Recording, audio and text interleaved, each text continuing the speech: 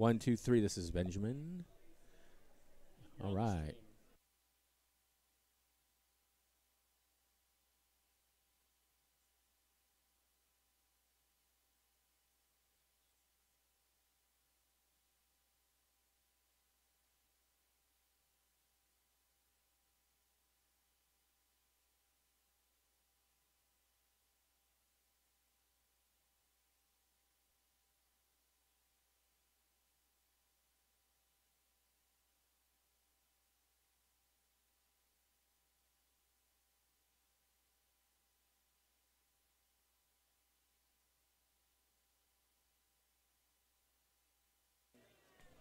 Okay, talk. 1, 2, 3. Oh, very good. I can hear you. You can hear me all right? Fine. Excellent.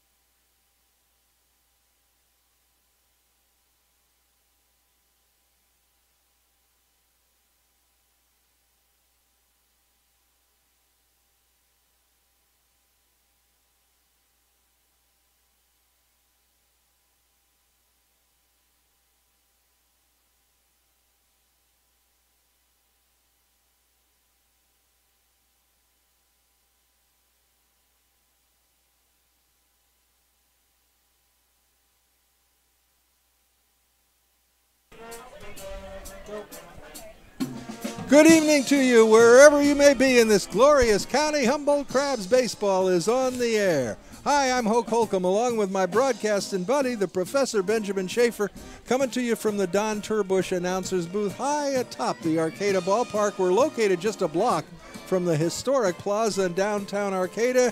And tonight, Benjamin, we begin the 74th season of Humboldt Crabs baseball. 10 months of darkness has cleared. The sun is out. Crabs are here. Summer has arrived.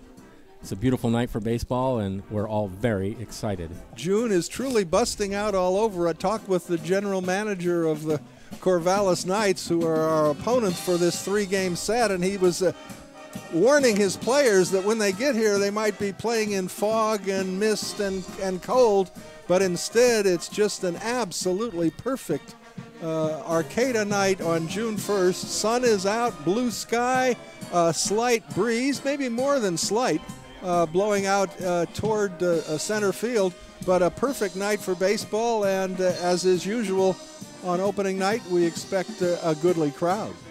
Oh, yeah, it should be a packed house. Everybody waits all year long for Crabs baseball. It's the thing to do in Arcata, so everybody's going to be here. And we're certainly not opening this year with Cupcake Tech. This is one of the outstanding college baseball teams in the entire western half of the United States. They are twice victorious in a very difficult league, Western Athletic League. They've won 2 years in a row. They got a lot of players in pro ball. And to be frank, to be honest, they got a lot of money behind them because they are the hobby, if you will, of Mrs. Phil Knight. You know, Phil Knight is the guy who owns Nike. So they've got a lot of money. They have great contacts with both Oregon and Oregon State, and therefore they can get premier players, and they do so. They also are an absolutely class organization from top to bottom. They put on a great program, and the players that they bring to the Arcata ballpark are, like the Crabs, fine young men. So we are glad to renew a series that has been dormant for a while. I think we played them up there back in 2014, but they haven't been to the Arcata ballpark since way back in 2009.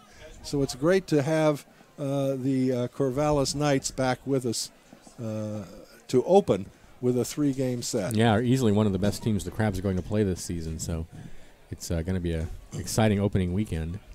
Now, also to be honest, neither team is at full strength. We have Crabs that will be coming in over the next couple of weeks, as do the Knights. There are certain schools, particularly those on the quarter system, they're not done. They're still in final exams. I think Oregon State goes till mid-June before they're done. So some of the key players for the Corvallis Knights, as well as for the Crabs, are yet to arrive. Although I must say, this year I think we have more players on day one. Seemed like it yesterday. I came out to the ballpark to watch them warm up yesterday. It seemed like we had a fairly large contingent already having arrived. So that's good. That means we have some depth for the weekend games. You can perhaps hear in the background the strains of the world-famous Crabgrass Band. They will be with us tonight and again on Sunday afternoon. They won't be here tomorrow evening, so the general schedule for the Crabs this season on the weekends will be Friday night and Saturday night 7 o'clock contests, and then a 12:30 game on Sunday afternoon. And the band is generally here on Fridays and Sundays. So you ought to pick up a little pocket schedule available in a lot of venues around town in Eureka, Arcata, McKinleyville. And on the schedule, you'll notice that there are a little musical figure denoting when the Crabgrass Band will be here. So music lovers want to make sure to arrive when the band is here. Well, and of course, for those of you who are listening to us around the world, you can see our schedule on the website as well. And that's right, HumboldtCrabs.com. And of course, you may be watching us now because you've gone to the streaming website. We are really now, for the last couple of years, we're involved in a simulcast, because our primary duty is to our radio station for all these years, KGOE, and so we are on the radio here locally, and then, as Benjamin said, we're going worldwide on the web. Crabs tonight in their traditional home white, with the players' numbers on the back, which we'll be sharing with you as the evening goes on. White uniforms with Crabs in script across the front in red, blue caps with the red bills. For those of you who are not familiar with the ballpark, maybe for some of the family and friends of players who may be coming up here a little bit later this summer to watch their sons play ball, I'll give you a little bit of a rundown on the park. The easiest home run, I guess you'd say, would be down the left field line, which is only 370 feet from home plate.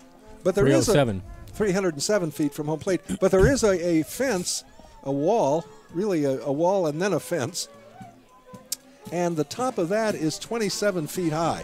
So that's a fairly high fence in left field. The deepest part of the ballpark is in left center, a little closer to center, but still would call left center, 394 feet. And out there, the wall is only 12 feet high. Then we move around to the right, the scoreboard at 338 feet, and down the right field line is 304 feet. So a couple of feet actually shorter than the left field line. And the fence in right field is 15 feet high. And our beautiful little ballpark, it's a gem of a ballpark. It sits between Highway 101 North, which is why the fence is so high in left field, and the historic Arcata Plaza on the other side. And City Hall sits abut the right field fence. That's right. The police department is over there, too.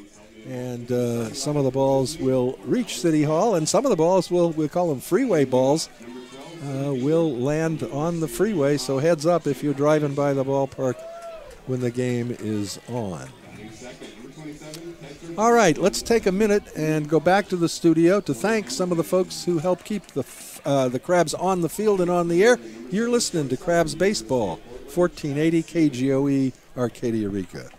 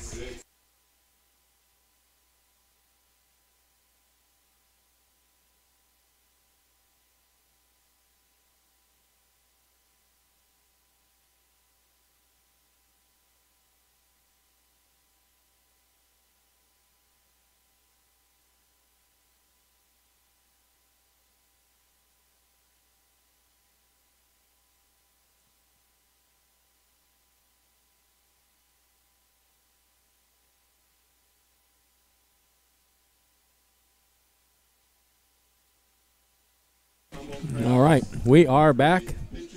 They are introducing the starting 9 for the Crabs now as we speak. We're very close to first pitch. Very exciting moment.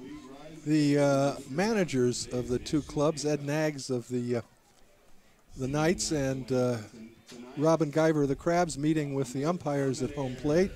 And now the teams are lined up, the Crabs along the third base line and the Knights off of the first base line as the Humboldt Harmonaires come out. And they will lead us in the national anthem and perhaps do Take Me Out to the Ball Game. I don't know. But we will listen to them and hopefully be able to pick them up. Taking a moment to come out.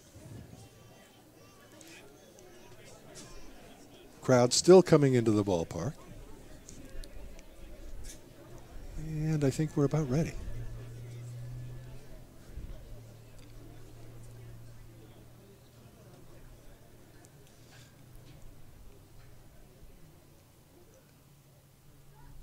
Hats are coming off, so I think it's the national anthem.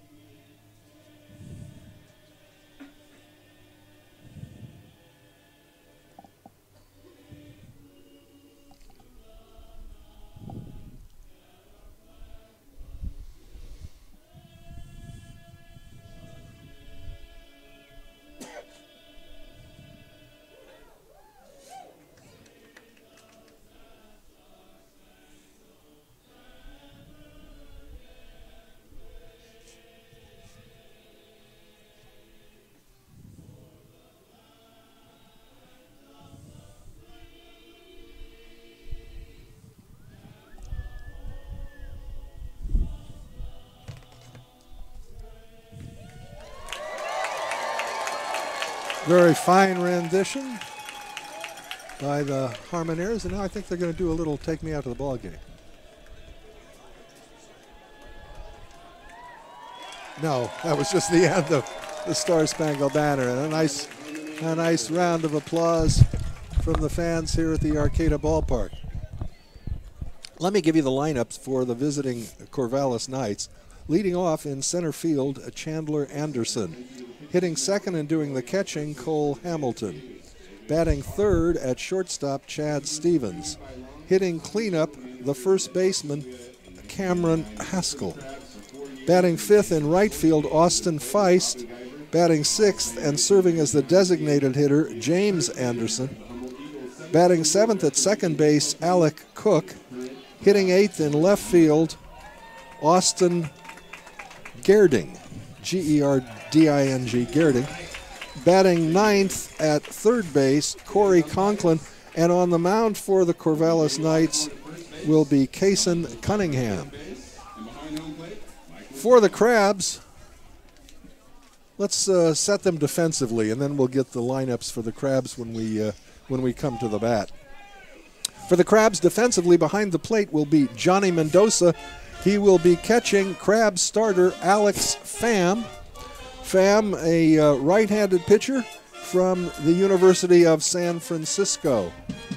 In the infield, it'll be Nate Verlin at first base, Jackson Critch at second, Wesley Gon Gibson at shortstop, Chase Larson at third base. In the outfield, McCarthy Tatum in left, Bronson Grubbs, the center fielder, and Otis Statham will be patrolling right field. Pham taking his warm-up pitches on an absolutely picture-perfect evening for baseball. It doesn't get much better than this. Hope you make plans to be with us tomorrow evening and the series finale on Sunday. Tickets to Crabs games, $9 for adults, $6 for students and seniors, and children are $4. And if you're going to come to a few ball games, I'd certainly suggest picking up a 10 strip. You'll save a good deal of money. A 10 strip is, I think, $65. So if you're an adult, that's a savings of $25. If you're coming to 5 games, you and the missus or you and the mister can save some bucks by buying in bulk. A season pass, of course, for the baseball addict who will be here virtually every ball game this summer. Well, if you come once, you'll be an addict. You'll be an addict. Yeah. All right, Crabs toss the ball around the infield, and we're set to go. Again, the leadoff batter for the Corvallis Knights will be Chandler Anderson. Anderson, right-handed hitter, facing the right-handed Alex Pham. Alex Pham on the mound, University of San Francisco. He's a freshman there. Right-hander gets his signs from Johnny Mendoza. The first pitch of the season is grounded to the shortstop on a couple of hops. Long throw to first base is dug out by the first baseman, but not in time to get the speedy Chandler Anderson. It'll be an infield single.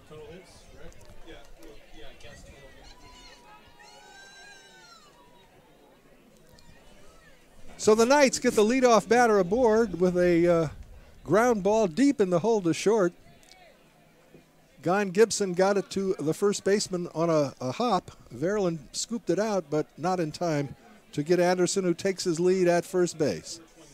Left-handed hitting Cole Hamilton at the bat, and he takes the fastball away, 1-0. There was no way Gon Gibson was going to get him on that. It was a very high bounding ball. Leadoff hitter, you think, is a guy with speed, and it's certainly the case with He's got Anderson. a big lead over there, too. He's going. The pitch is outside for a strike. The throw to second base, and he is out. Nice pay. A good throw on a hop by Johnny Mendoza. And the tag applied by Gon Gibson, 1 down. The pitch was a strike, so the count is even to Hamilton, 1-1. Pham's 1-1 offering is fouled back onto the screen. It's 1-2.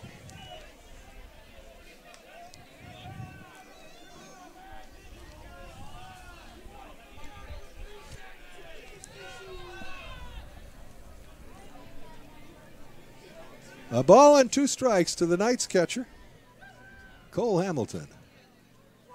Pitch low, and the count even at 2. Did we tell the fans listening who the umpires are?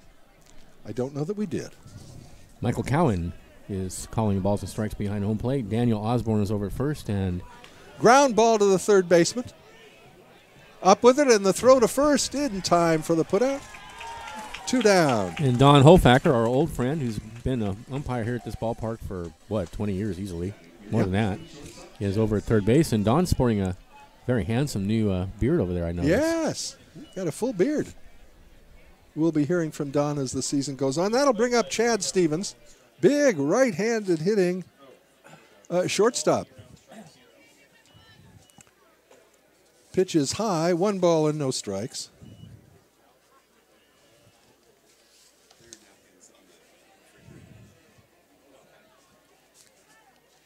Pham's 1-0 offering is taken just a bit low, 2-0.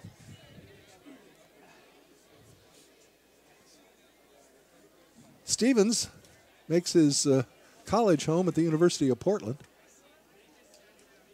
The 2-0 pitch to the right-handed hitter is taken for a called strike. We're just underway if you're joining us. 2 down in the top of the first inning. The 2-1 pitch is fouled back, and the count is even at 2.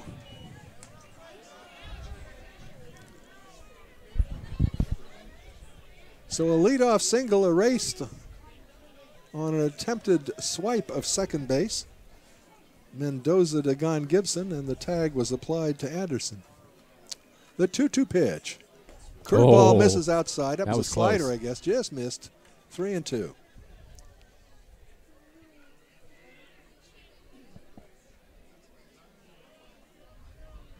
The 3-2. Fouled straight back. We'll do it again. That's a good fastball down around the knees. That was a good pitch. So we'll do it again to Chad Stevens. Cameron Haskell, the cleanup hitter, waiting on deck, hoping to get an at-bat this inning. Again, Phams 3-2. Ground ball down to the second baseman. Up with it is Critch over to first. And the Knights are retired in the first inning. No runs, a hit, no errors, nobody left. And at the end of half an inning, it's the Corvallis Knights nothing, and the Humboldt Crabs coming to bat. You listen to Crabs Baseball, KGOE 1480, Arcadia, Eureka.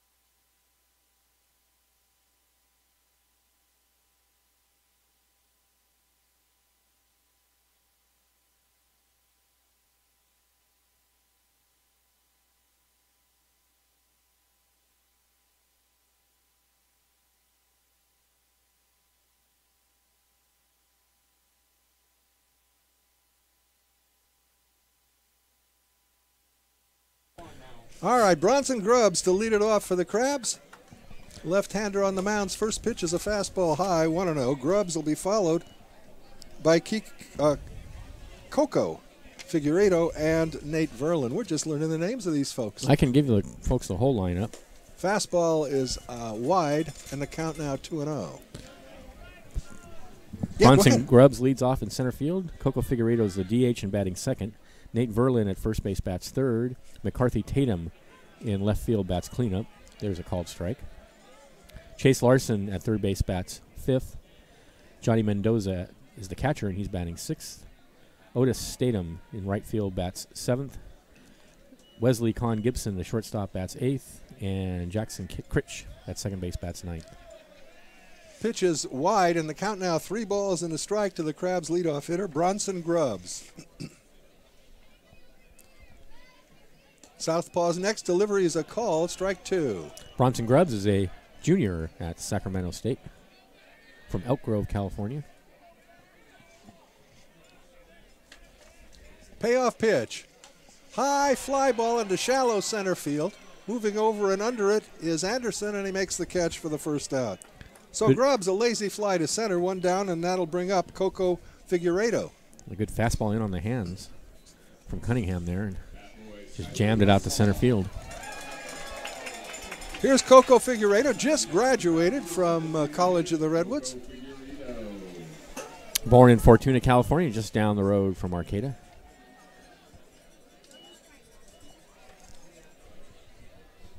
Coco, right-handed hitter, wearing number 1 on his back. And the first pitch to him is an off-speed pitch that stays high, 1-0.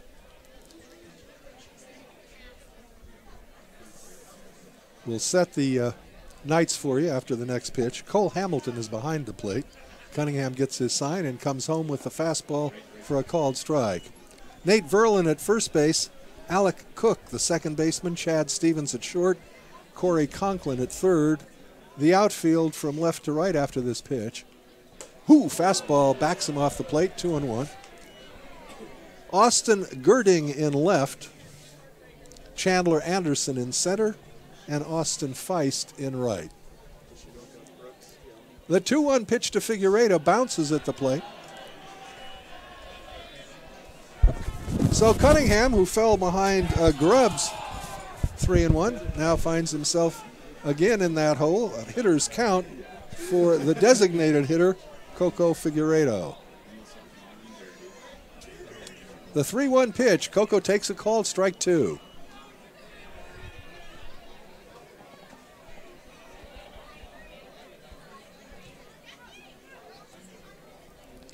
Left-hander Cunningham gets the sign, rocks into the wind, and the 3-2 pitch is fouled off to the right and out of play.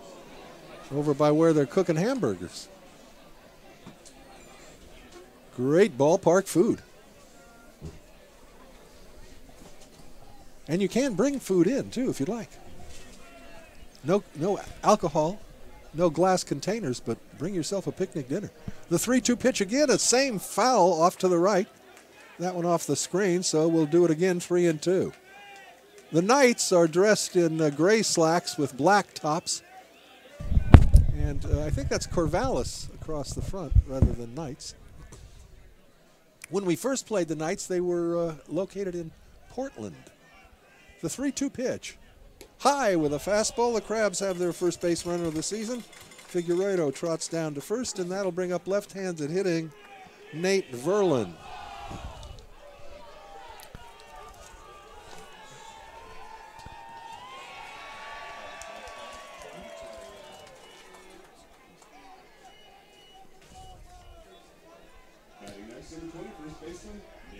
Nate Verlin is a junior at the University of the Pacific. He's the first baseman, and one of his heroes is a guy who plays for San Francisco named Brandon Belt. Verlin, first pitch backs him off the plate with a fastball. Belt's having a good year. He sure is. He's having the year we've been waiting for. That's right. Lefty versus lefty, working from the stretch. The 1-0 pitch is taken high and outside, 2-0. Verlin will look down to Brad Morgan coaching at third base.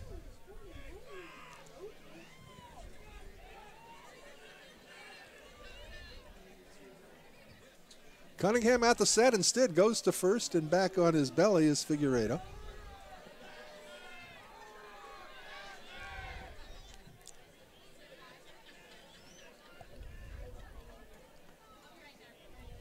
Nate Verlin wearing number 20 on his back. And the pitch to him. Swing and a miss. That was a Swung big for cut. a fastball. That was a 2-0 cut.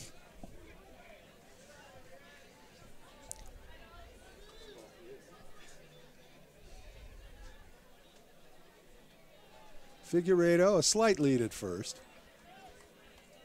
The 2-1 pitch. Swing and a miss. 2-2.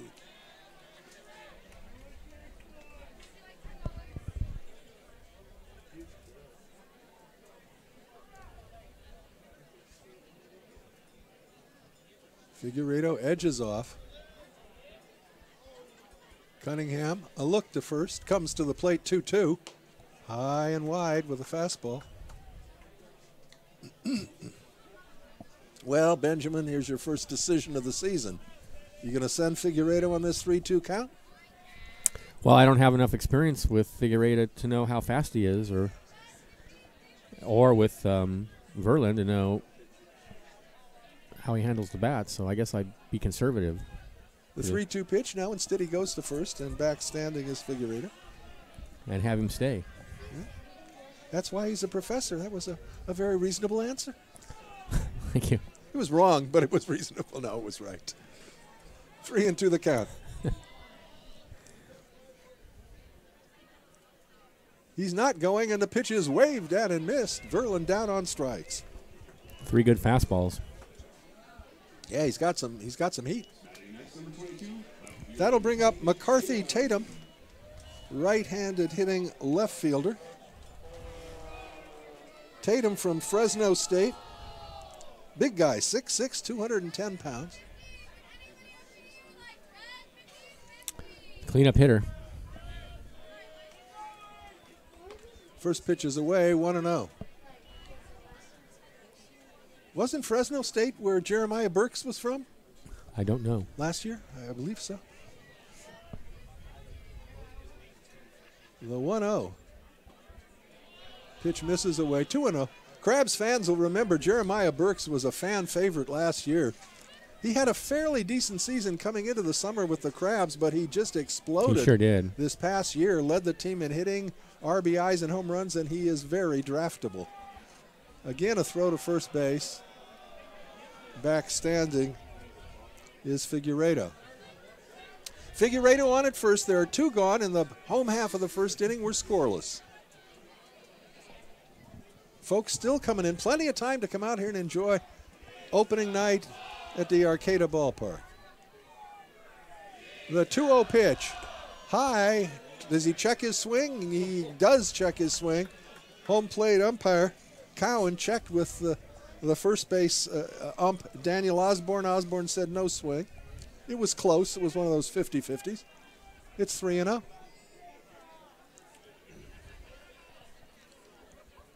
Four straight high pitches. Tatum picks up the second walk given up this inning by Cunningham. The Crabs with runners on first and second, 2 down. And that'll bring up Chase Larson. Larson comes from Western Kentucky University. But he's from San Diego.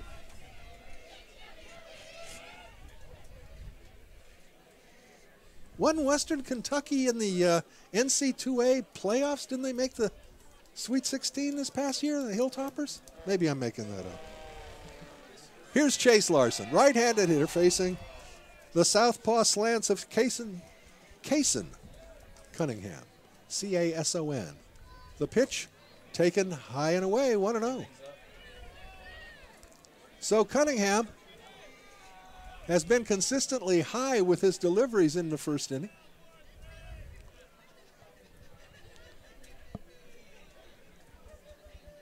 The Knights played one game on Wednesday. This is their second game of the season. The 1-0 pitch. Same spot, high and outside, and now the catcher, Cole Hamilton, wants to go out and have a talk with Cunningham. And that's also going to bring Coach out from the dugout. He's off stride. You know, usually you'll find a pitcher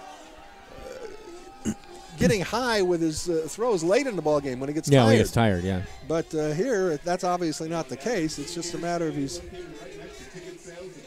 delivery is just a bit off, and they're trying to talk to him, settle him down. Bronson Grubbs led off with a lazy fly to center. That's the only person that's touched the ball other than a foul. 2 walks and a strikeout since that opening fly ball.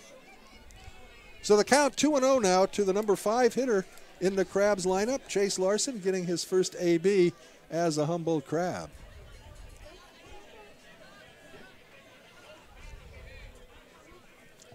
Cunningham is set. The pitch. Same spot, 3-0, high and outside. So he's 1 pitch away from walking the bases loaded. And you'd have to think Larson's got the take at least for 1 pitch, maybe 2.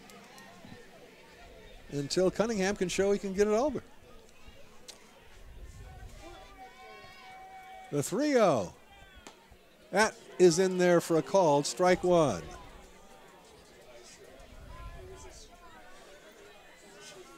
Three and one to count. So Cunningham at the set. The 3-1 pitch. That's high, ball four. So the Crabs have the bases loaded with 2 outs, 3 walks, and that will bring up the catcher, Johnny Mendoza. Mendoza from San Jose State. 5'7", 180-pounder.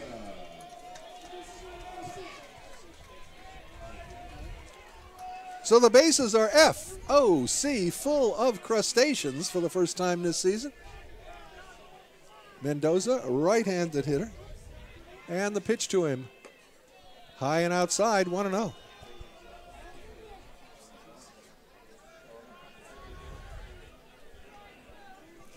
Cunningham choosing to work from the windup. The 1-0 pitch in the dirt to the backstop. Here comes the runner to the plate. The throw is not going to be in time. He's safe.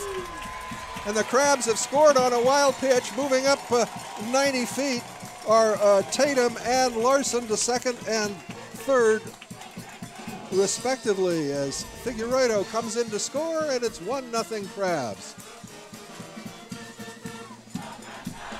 After throwing a slew of high fastballs, he put one in the dirt and got through the wickets of the catcher, Cole Hamilton, and scampering in to score was Coco Figueiredo. Again, there's a very short backstop for those of you not familiar with the park here. So sometimes that's a perilous run from third base if the ball bounces. The ball right often back to bounces the catcher, back to the catcher. and you could be a dead duck. But in that case, the Crabs were fortunate and got the run. All right, runners at second and third now, and the 2-0 pitch is a called strike one, right down the heart of the plate, 2-1. Mendoza, the 6th Crab to come up here in the home half of the first. The next pitch is swung on and missed. The count even now at 2-2.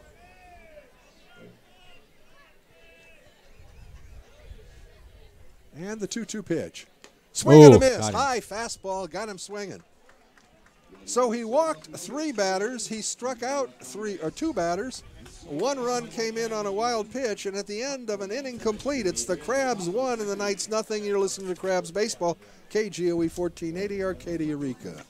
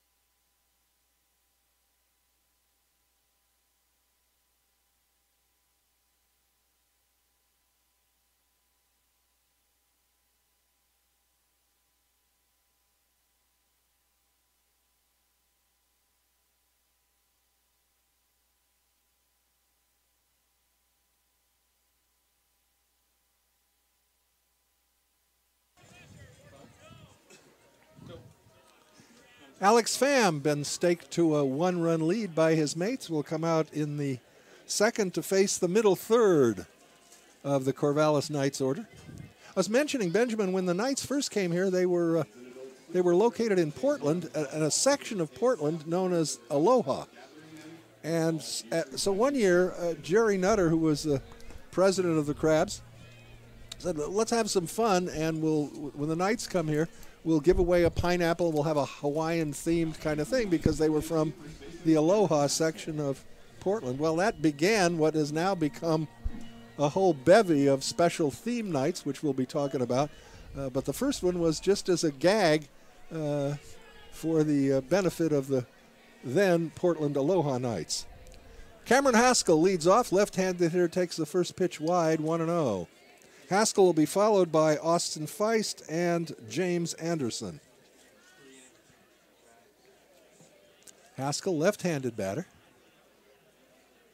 And he hits the first pitch, or the second pitch foul down the left field line into the play area out in left field. Fans out there enjoying the ball game, and the kids can play a little baseball themselves out there. Ball and a strike to Haskell.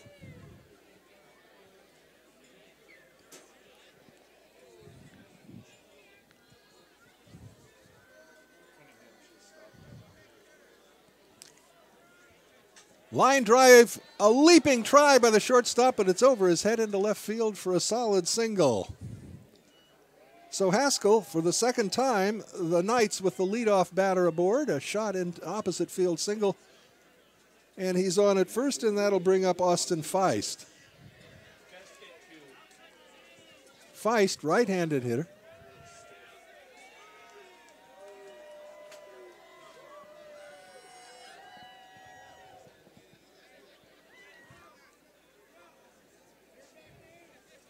Haskell takes his lead at first. Pitch to Feist is fouled back behind us and out of the ballpark. 0-1.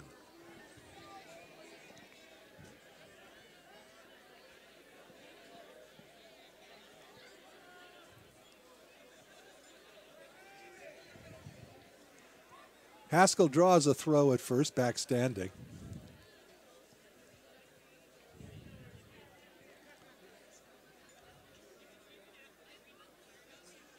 The 0-1 pitch, swung on and missed. Off-speed pitch, and he had Feist well out in front, and it's 0-2.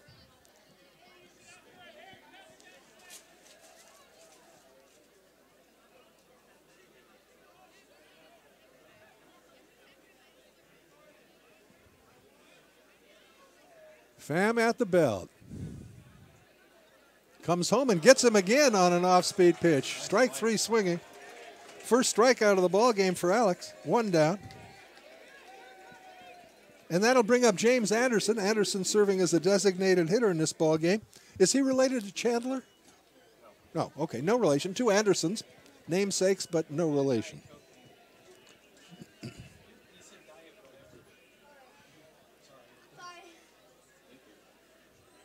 From the set. The pitch, a long fly ball to left field, and I don't think the ballpark's going to hold that one. It is out. It hits the light post. It's out of here, a home run. James Anderson. A home run poke, and the Knights have taken the lead 2-1. Boy, you knew that one off the bat, didn't you? That hit the stanchion at the 343 sign well above the fence out there, which is probably, maybe 19 feet, 17 to 19 feet high. And it was up higher than that. It prevented it from going onto the freeway. All right, here's Alec Cook, second baseman, right-handed hitter. Takes the fastball outside, 1-0.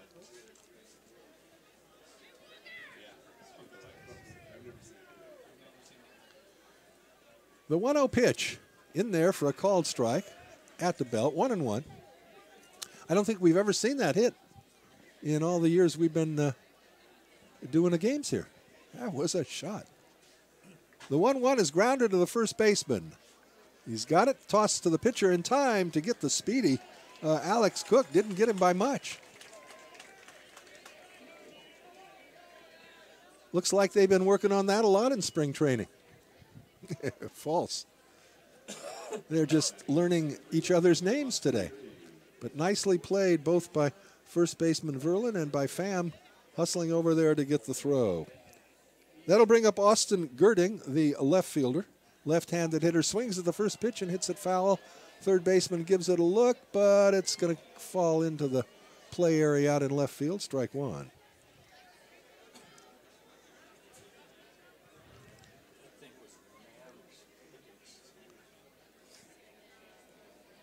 Oh, 0-1 to Austin Girding. Top of the second inning, the Knights have struck with a two-run home run to take a 2-1 lead. The 0-1 pitch from Pham is in there at the knees for a called strike two. that home run was, so the fence is 27 feet high, and the home run had to be like let's say 10. Strike 3. Yes, no. Said he held up on his swing. I thought the pitch was a strike on its own, but it's a 1-2 count. Girding able to check his swing.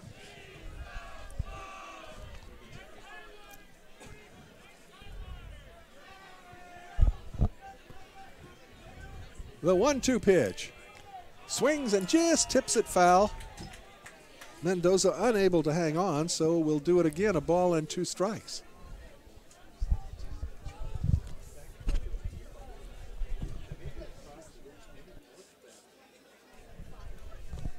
Pham gets the sign from Mendoza.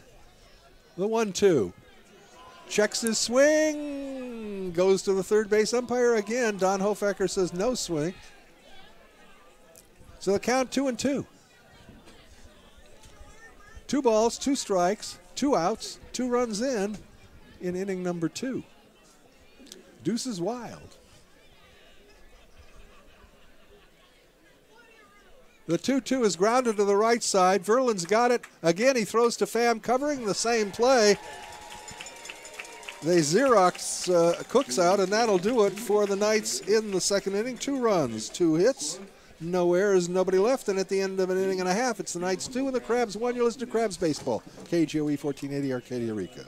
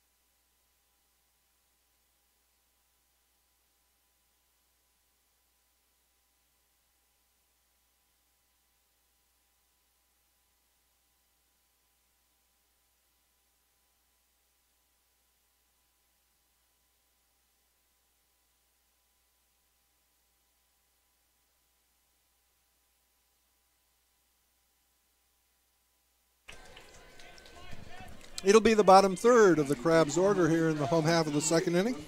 Otis Statham, right-handed hitter, will lead off. He'll be followed by Wesley Gann Gibson and then Jackson Critch. The first pitch is a fastball taken for a called strike 1. Cason Cunningham can bring it, can he? Yeah, he can. The 0-1 pitch. Ooh, he took something off of that one and fooled Statham badly. It's 0-2.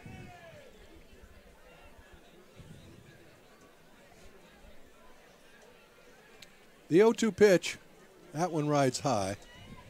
A ball and 2 strikes. Statham's wildness cost him in the first inning. He walked 3 batters and Wild pitched one of them home. The next pitch is a fastball taken for a called strike 3 outside corner, and Statham obviously disagreed with that call by home plate umpire Cowan. Third strikeout of the ball game for Cunningham, and that'll bring up Wesley Gann Gibson. Gann Gibson, right-handed hitting shortstop, wears number 14 on his back. Wesley Gann Gibson from Cal State Northridge. He's a junior there. First pitch taken for a called strike 1. Oh, and 1 the count.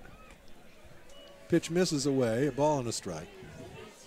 Crowd getting exercised as kegs of beer rolled by. The 1-1. Foul back behind us, 1 ball and 2 strikes. The only thing that gets them more excited than that is when a foul ball breaks a window out in the parking lot. That is that's the other thing. That's great. They seem to. That's joyous, is it? Seem to like that too. Yeah, kind of a cruel group here at the Cade Ballpark. Pitch misses away. 2 balls and 2 strikes now. to Gon Gibson.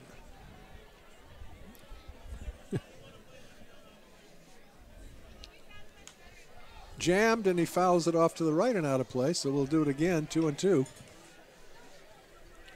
He has had good success, the southpaw has, coming in on the hands of the right-handed hitters. He has jammed them successfully thus far. The next pitch, that's in the dirt, bounces at the plate. So another full count, and he's thrown a lot of pitches early in this ball game. I think do we have track of that? I don't think anybody's keeping track. The payoff pitch, swings and fouls it back. We'll do it again, 3-2. Liam, do we have that number of pitches? 45 pitches. That's a lot. A lot of pitches with one out here in the second inning. A lot of pitches. Again, the 3-2. High pop-up foul out of play.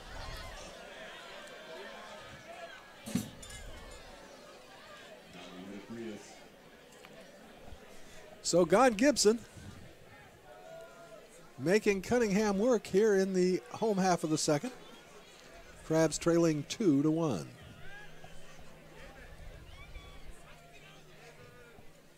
Three-two. Fly ball into shallow left field. Shortstop goes out. Left fielder comes in and falls between him for a base hit. The left fielder, Girding, misjudged that ball, and he broke back, maybe a step, and then said, it's going to be way in front of me. And by the time he retreated, or the time he came in, he was unable to reach it. So a little flare single. That's the first base hit of the ball game for the Crabs. Gon Gibson on at first as a result of the flare, and that'll bring up the second baseman, right-handed hitting Jason Critch, the number 9 hitter in Robin Guyver's lineup this evening. The pitch to him is low for a ball, 1-0. Jason Critch is a sophomore at San Francisco State. He's from Westlake Village, California.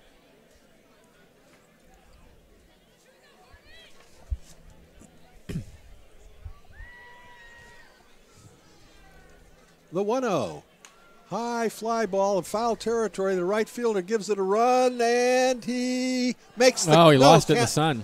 Can't make the catch. He was there, but he overran it, and I believe he lost it in the sun. We'll call that a sun ball. It's a break, so Jason Critch will come back and have another shot. Same batter. 1-1 the count. Still Jackson Critch.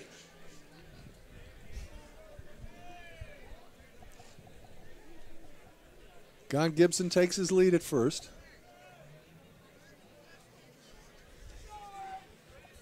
Swing and a miss. That was a good breaking pitch.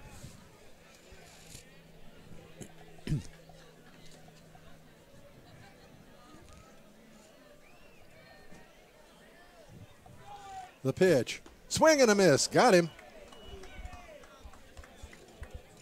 An off-speed pitch, and 4 strikeouts now for Cunningham.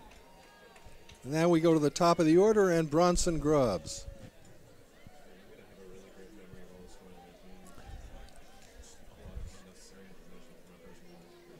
From the stretch, the pitch high and tight, 1-0.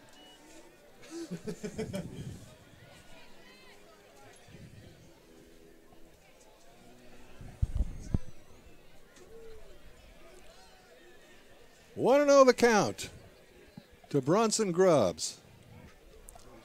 They got him picked off the throw, and he is out. So Gon Grubbs gets picked off at first base, and the Crabs are gone in the second inning. No runs. There was a hit, no errors, nobody left, and at the end of 2 complete, it's the Knights 2 and the Crabs 1. You listen to Crabs Baseball, KGOE 1480 Arcadia Rica.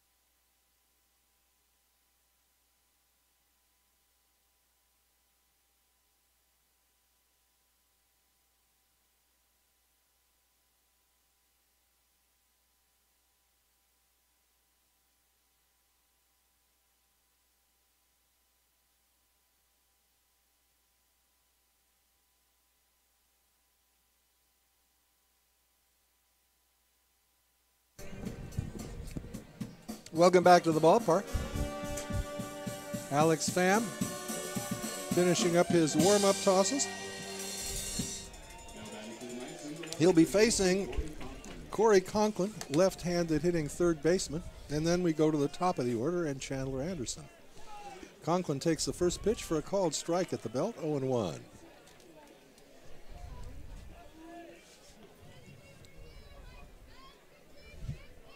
Two runs, 3 hits, no errors for the Knights. 1 run, 1 hit, no errors for the Crabs.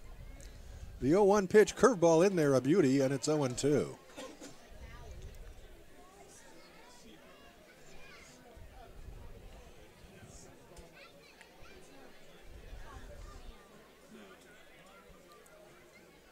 Johnny Mendoza flashes the sign out. Pham set. The 0-2 pitch is grounded down to the second baseman.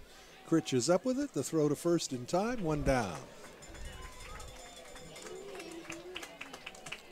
Throw was a little wide and a nice stretch by Nate Verlin to prevent an error there. Here's Chandler Anderson. He led off the ball game with an infield single and was then caught trying to steal second base. Right-handed hitter. And the pitch bounces at the plate. 1-0. Little bit of a breeze tonight, Benjamin. It was blowing very briskly when at game time, but now it has calmed down considerably since then. Ground ball on 1 hop, backhanded by the second baseman. Nice play by Critch to throw him out for the second out. Hard 1 hopper.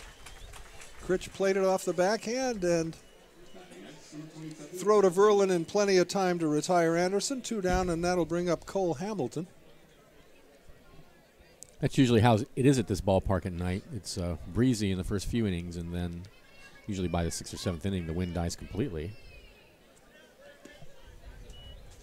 Also, on a number of nights when there is fog and mist, it's a little harder to hit the ball out of the ballpark. That's right. The air is heavy. 1-0 the count. Next pitch, that curveball is in there, 1-1.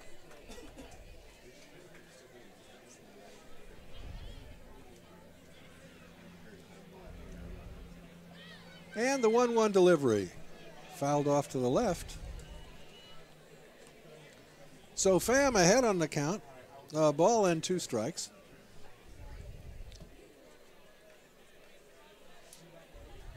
Looking to record a 1-2-3 inning, which would be a boost. The 1-2 pitch. That one bounces at the plate, and the count even at 2.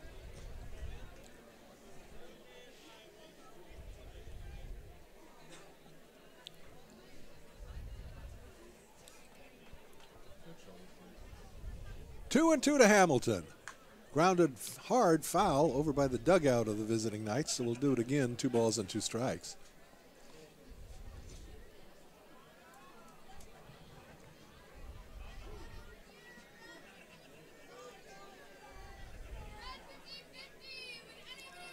The 2-2 pitch, and again fouled back. Shadows now starting to creep out. First baseman Verlin now in shadows, and they're heading out toward Jackson Critch at second. The Sun field, tough field this time of day for the left fielder, shortstop, and third baseman. The next pitch, curveball, got him swinging. So indeed, a 1-2-3 inning for Alex Pham and the Crabs. Nothing across for the Knights, and at the end of 2.5, it's the Knights 2 and the Crabs 1. Crabs Baseball, KGOE 1480, Arcadia, Eureka.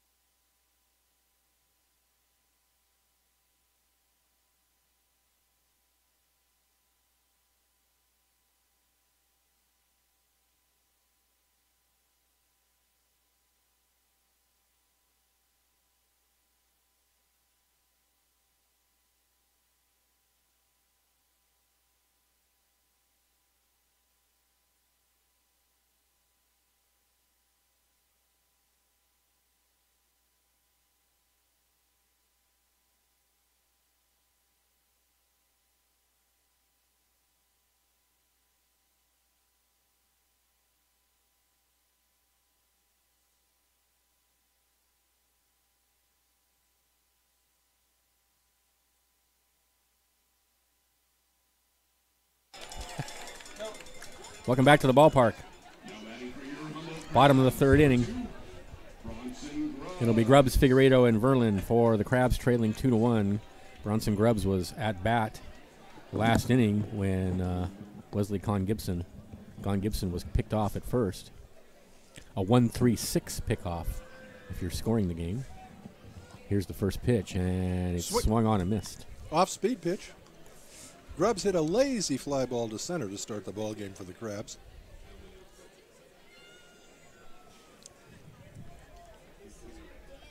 Cunningham's pitch is low, 1-1.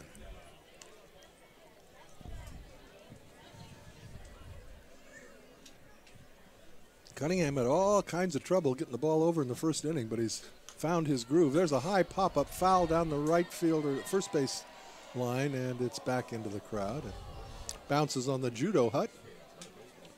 No, it bounces on the food stand and over the fence. Okay.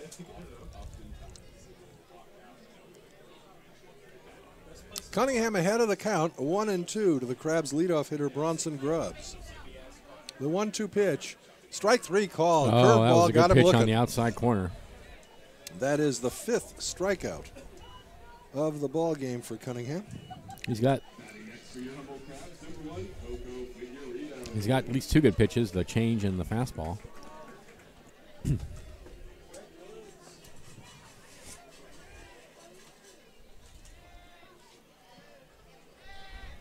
The pitch. Figueredo shows bunt and takes a called strike as third baseman Conklin comes charging toward the plate. Coco takes one in the dirt and the count even at 1-1.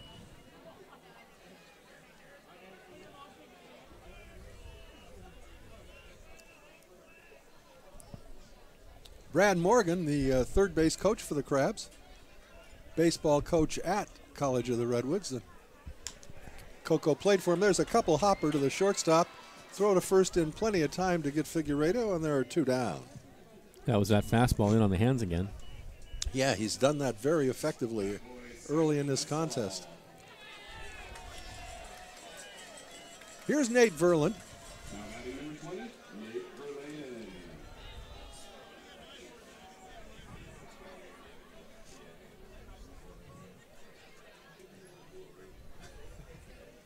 Lefty versus lefty. The pitch to Verlin is swung on and missed, strike 1.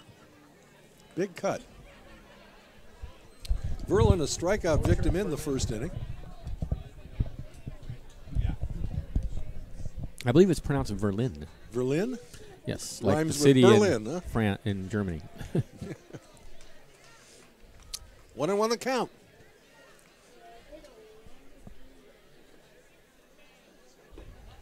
Breaking ball on the inside corner for a called strike 2. It's 1-2.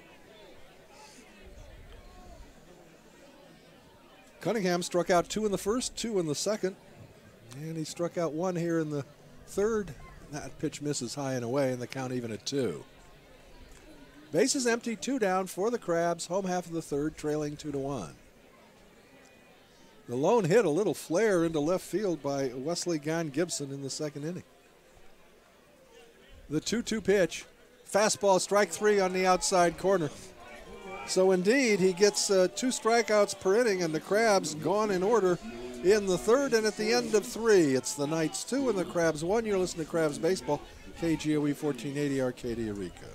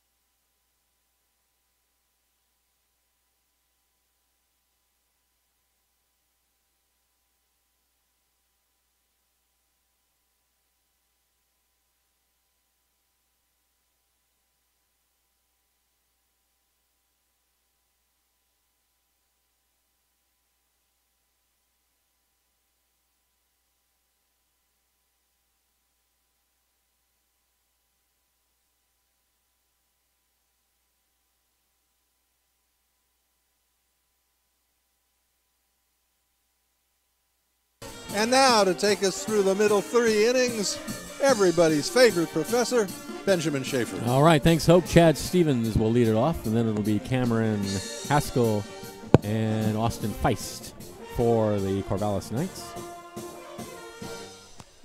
2 runs, 3 hits, no errors for the Knights. A run, 1 hit, no errors for the Crabs. Stevens grounded a second in his first at-bat. Alex Pham out on the mound for his 4th inning of work. Hits the sign, sets, and deals a breaking pitch down low. Just as we thought, a lot of folks at the ballpark tonight. Looks like the seats filling up. There's a breaking pitch that's in there on the inside corner for a strike, ball and a strike. This ballpark holds about, I guess the maximum is probably about 2,000 people if we have people sit close together. Here's the next pitch, a fastball fouled out of play. 1-2.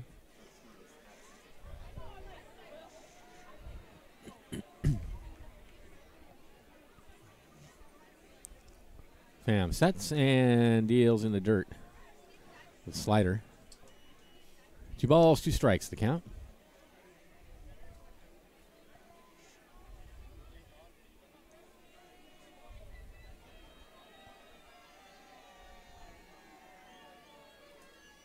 And here's the 2-2. Swung on and missed. Got him. They're going to have to throw to first. And the throw is in time for the put out. So Stevens out on the strikeout. That is strikeout number 3 for Pham. Here's Cameron Haskell. Walked in his first appearance in the 2nd inning and then came home on that huge home run by Anderson. Oh, I have him as walking. He singled. Okay. Takes a strike at the knees. It's 0-1.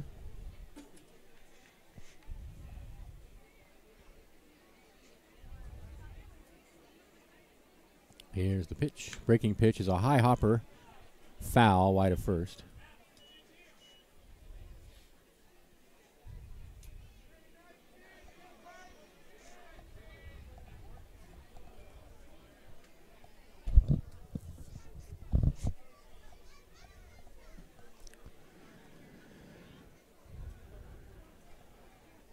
No balls, 2 strikes, the count.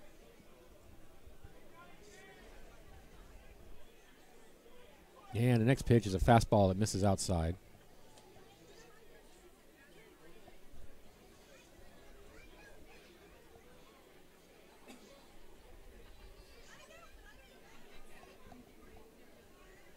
Here's the 1-2. Breaking pitch grounded out to second on a couple of hops.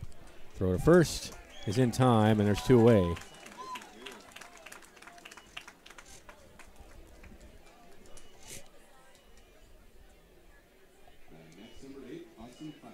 Here's Austin Feist, struck out in his first at bat.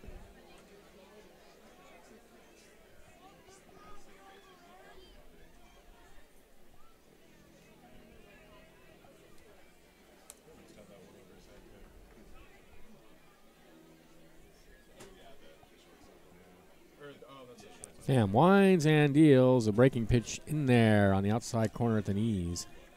Nice pitch.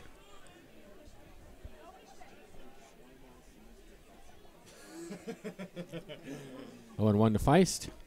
And there's a fastball on the inside corner to knees, another good pitch, and it's quickly 0-2.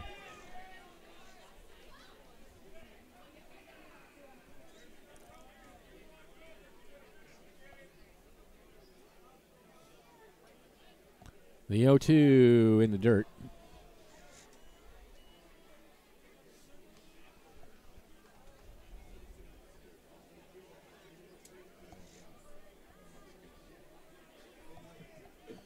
One ball and 2 strikes to count.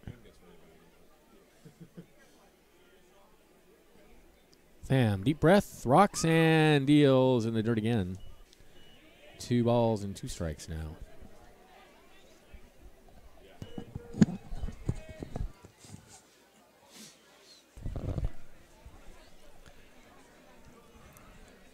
And here comes the 2-2 pitch. Again, down low. And the count rides full.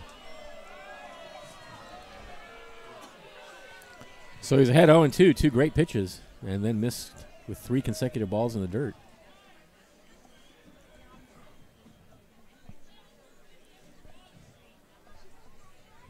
And here comes the 3-2 pitch. Hit foul past third base.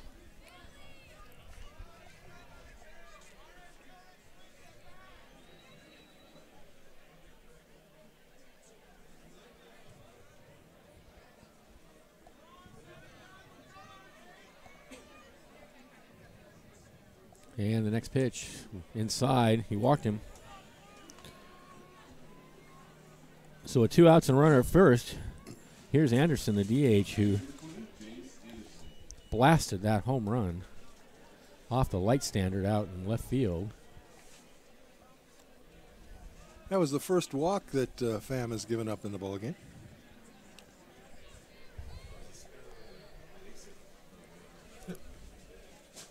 So Feist over at first. Here's Anderson. And there's a slider on the outside corner. Good pitch.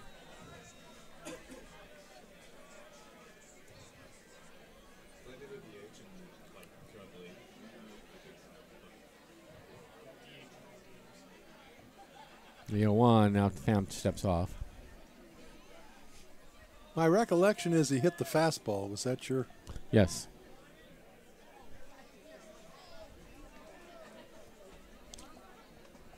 My recollection is that he crushed the fastball. Yes. Here's the pitch.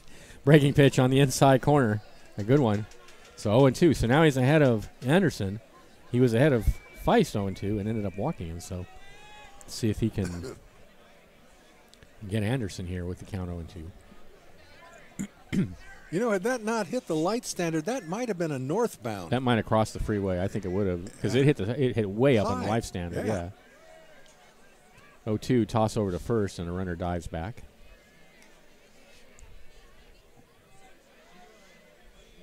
Yeah, that was a monstrous home run. Here's the 0-2, slider misses away. 1 ball, 2 strikes to count. Runner over at first, 2 outs. Crabs trailing 2-1 in the top of the 4th inning. Opening day at the beautiful Arcata Ballpark. Here's the pitch. Called. Oh, no way. Really? Come on. That was outside. Called outside. He called it outside? He called it a ball. Uh-huh. I was ready to ring that one up. Right. Everybody in the ballpark was, the guys were walking off the field, and the batter was halfway to his dugout. Fouls that one off his hands. I'm speaking hyperbolically a little bit, but still, it was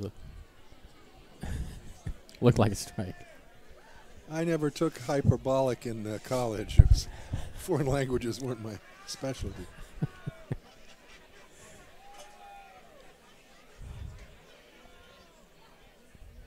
2 balls, 2 strikes to count.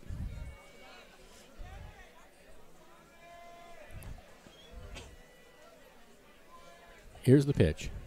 Swung on and missed. Got him. Slider. 6th strikeout for Pham. That ends the inning. No runs. There were no hits and a runner left. And at the end of 3.5, it's 2-1 in favor of the Corvallis Knights. This is Crabs Baseball, 1480 KGOE.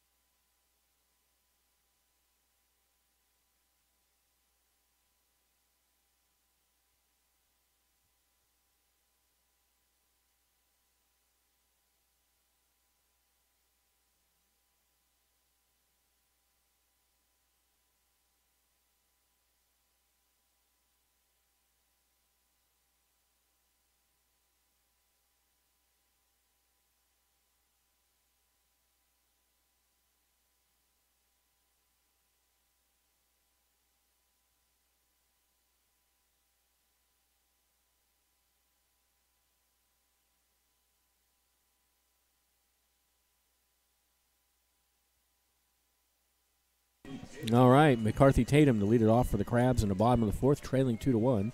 Tatum walked in his first appearance. Ended up stranded out at third base, actually.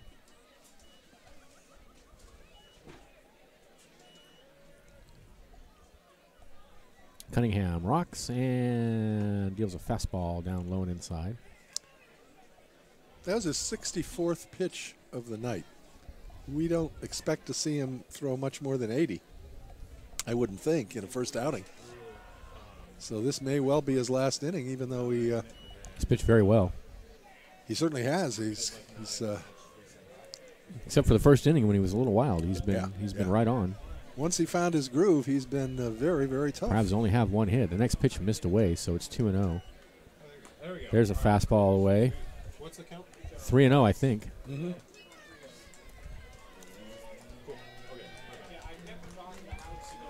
3-0 pitch. Taken all the way. That's a strike at the knees. 3-1 to count. There's a little kid down there with his hands on the fence. Ooh, yeah, that's not good. That's popped out of play. That kid down there with his hands on the fence.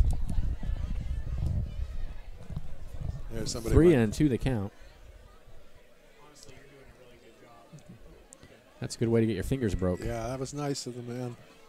3-2 the count. Here's the pitch.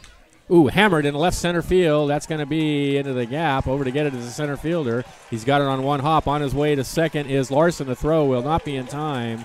And that's a double for Tatum. McCarthy Tatum. Well, that was clearly the hardest hit ball so far against Cunningham. Yeah, well, the only other hit was that little flare right. at left where the left fielder misjudged it. Yeah. You know, and that flare, it sounded off the bat like it was hit harder than it was, and the trajectory made it look like it hit harder than it was. Yeah. So that'll bring up Chase Larson with Tatum out at second, nobody out. That's the tying run out there.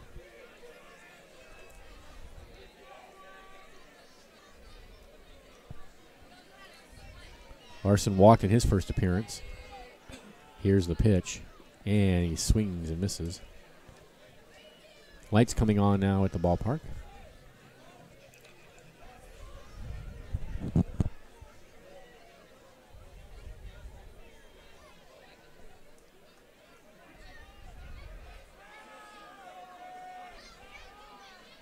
The 0-1 pitch swung on and missed. 0-2.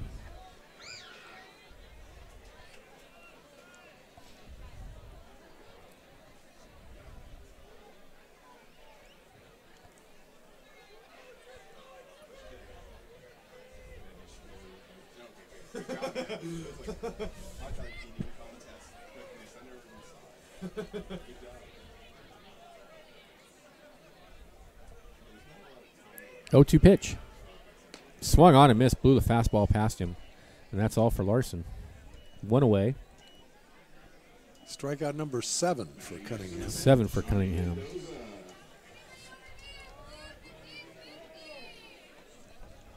Here's Johnny Mendoza. He struck out in his first at bat. Tatum's still out at second.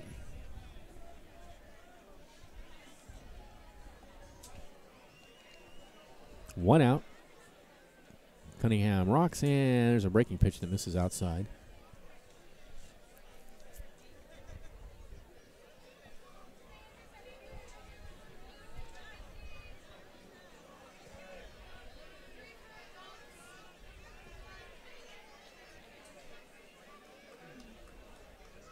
Here comes the 1-0 pitch. Swung on, foul tipped.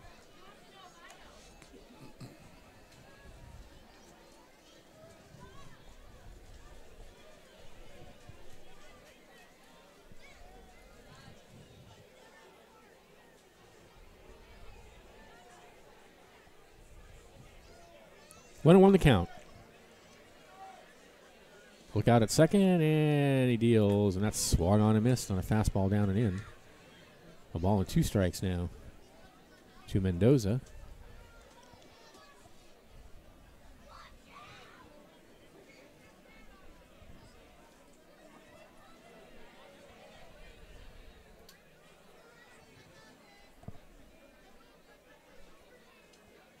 And the next pitch is a breaking pitch that just Misses high.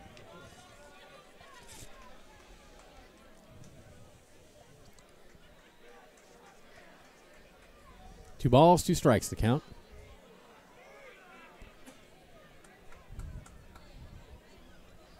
Tatum takes his lead. And here's the pitch. Fouled out of play.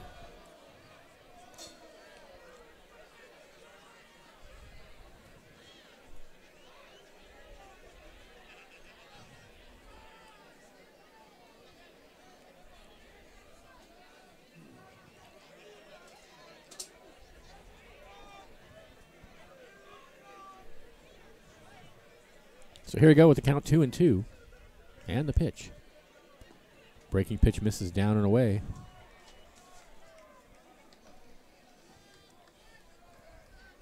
So a full count to Mendoza with Otis Statham on deck.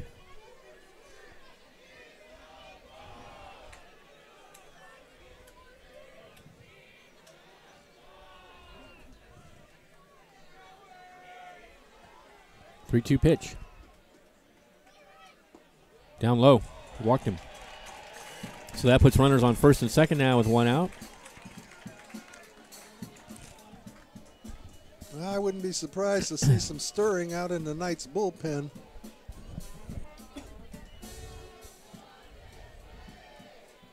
No one throwing yet. Statham struck out looking in his first at bat.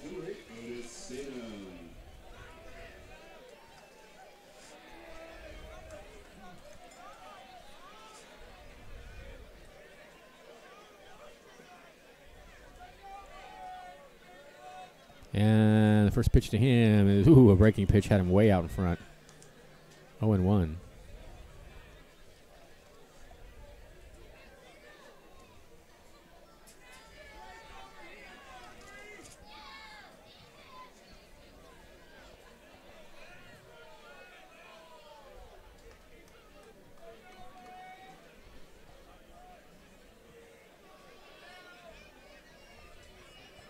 And the next pitch to Statham is swung on and missed. No balls and two strikes.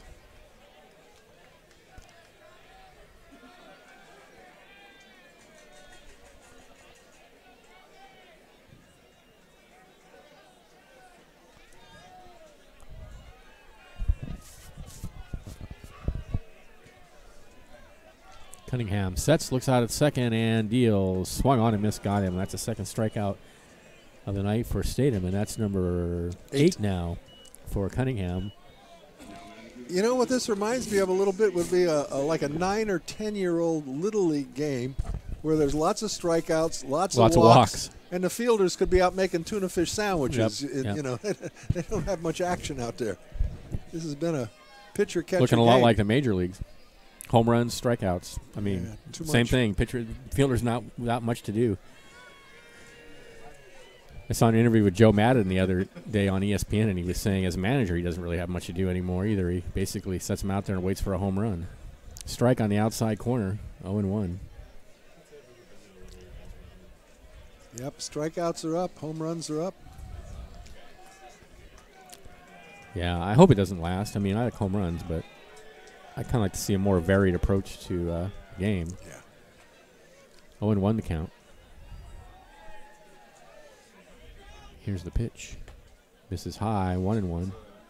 There was an interesting article on ESPN the other day about whether the 1985 Cardinals could compete in the modern context. That team relied solely on speed. And defense. 1-1 the count.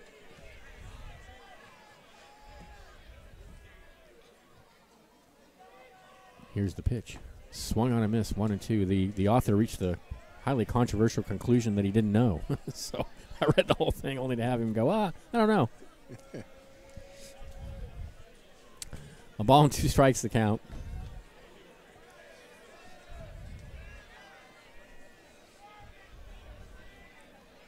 Tatum out at second. Mendoza at first. 2 outs. Krabs trailing 2-1 in the bottom of the 4th. Here's the pitch. That's it high in the air to center field. Easily playable. And that'll end the inning. So no runs. There was a hit and 2 left for the Crabs, and at the end of 4, they trail 2-1. This is Crabs Baseball, 1480 KGOE.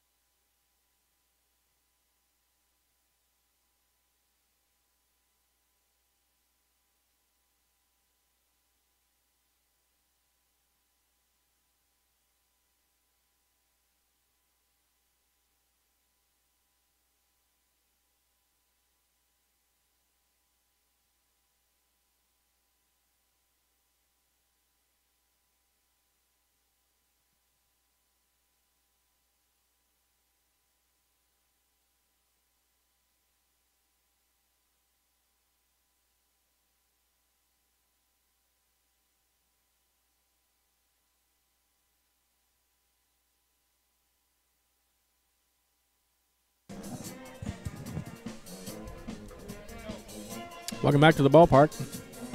Top of the 5th inning. It'll be Cook, Girding, and Conklin, the bottom of the order for the Corvallis Knights. They lead 2-1.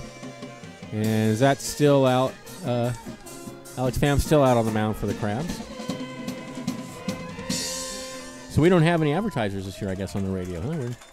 Well, I don't know. No ads. On first day, we don't always get them. We always have advertisers. We'll see. Read between innings. Lots of local folks supporting the Crabs. All right. Here's Cook. Grounded to first. Grounded third to first. Sorry. Grounded pitcher. He grounded first to pitcher in his first at bat. Yikes. He grounded out somewhere. We know that. We're sending scouts out to find out where. Now the at bat's over because 1-0 the count. It's in the dirt, 2-0.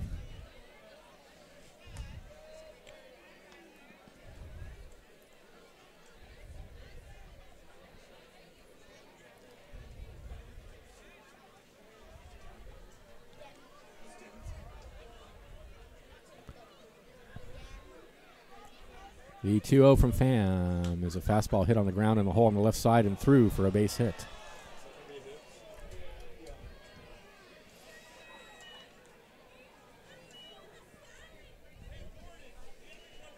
Fourth hit of the game for the Knights, and it puts a runner on first with nobody out. Here's Austin Girding. That's their first hit, Benjamin, since the 2-run home run back in the 2nd inning by Anderson. Third base coach and left-handed hitter Girding with a word or two, and we'll see if they got the bunt on here. Oh, please no.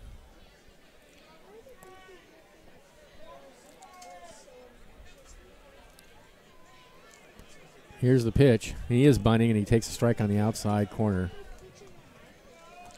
The sacrifice bunt is one play I would not miss, do not miss in the major leagues, other than in very specific situations. What I don't miss is 4 balls for an intentional walk. Next pitch is bunted at and missed. We'll never agree on that one, I guess. No. I think they need to throw all 4 pitches. Move it along, Johnny. Move it along. I got, if I don't have time to go to a ball game, then I do something else. 0-2 the count. Throw over to first.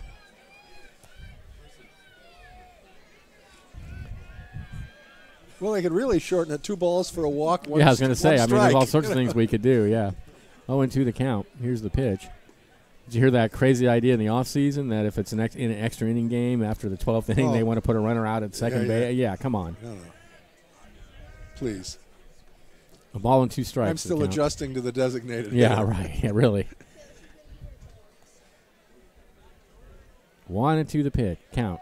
And there's a breaking pitch that misses inside. 2 balls, 2 strikes now to Girding with Cook over at first. Obviously not bunting with 2 strikes.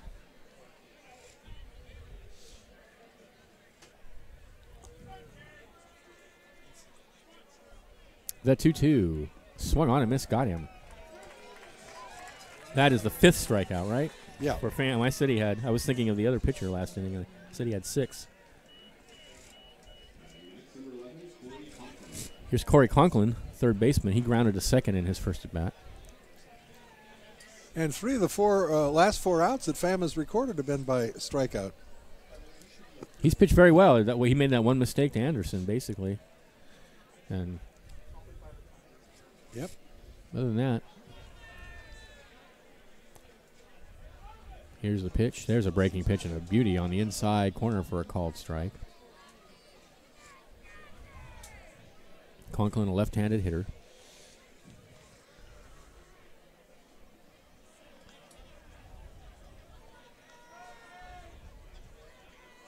Here's the pitch. There's another one, that time on the outside corner, and it's quickly 0-2.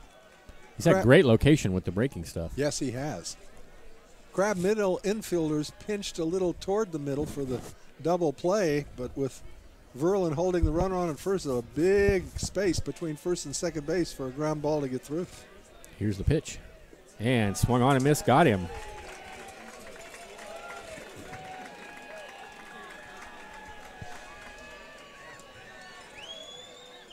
Six strikeouts now for Pham, and with 2 outs and a runner at first, we'll go back to the top of the order. This is Anderson. Is this Chris Anderson? Is that his name? Chandler Anderson. Chandler Anderson. Seemed to have lost. Oh. Anderson singled in the first inning and was caught stealing, and then he grounded out to second. Here's the pitch. Swung on and missed at that breaking pitch, so he's relying fairly heavily on that slider now. And why not? He's been very effective with it.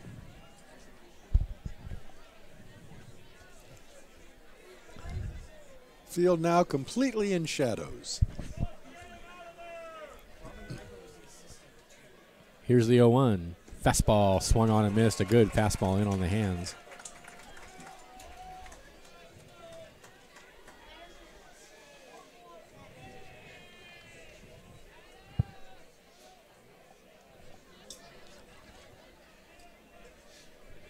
No balls, 2 strikes.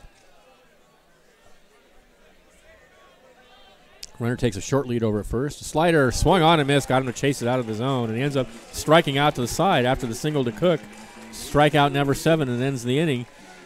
No runs, a hit, no errors, a runner left, and at the end of 4.5, it's 2-1 in favor of the Knights. This is exciting Crabs baseball, 1480 KGOE.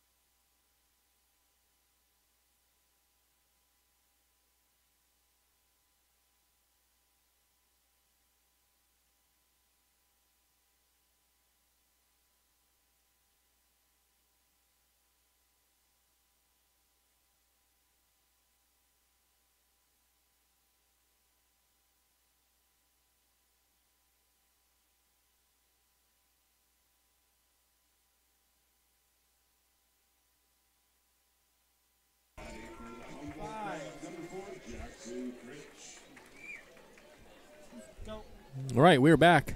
Bottom of the 5th inning. It'll be Critch, Grubbs, and Figueiredo for the Crabs. Jackson Critch struck out in his first at bat. Here's the first pitch from Cunningham, still out on the mound for the Knights.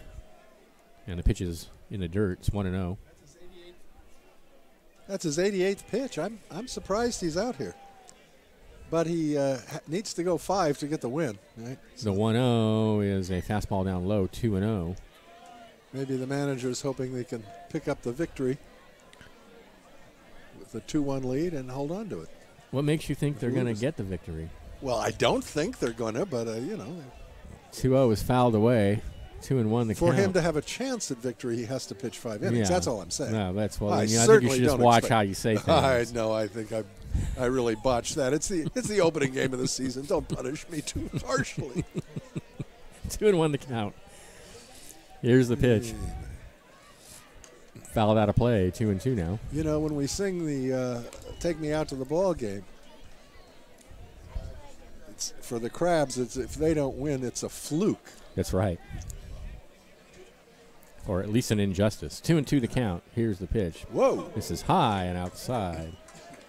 That one got away from him. 3-2. Man, he's had a lot of 3-ball counts tonight. Only walked one since the 3 walks in the first inning. That's hit high and deep to left field and out of here. So adios, muchacho, home run. Jackson Critch, and that ties the ball game.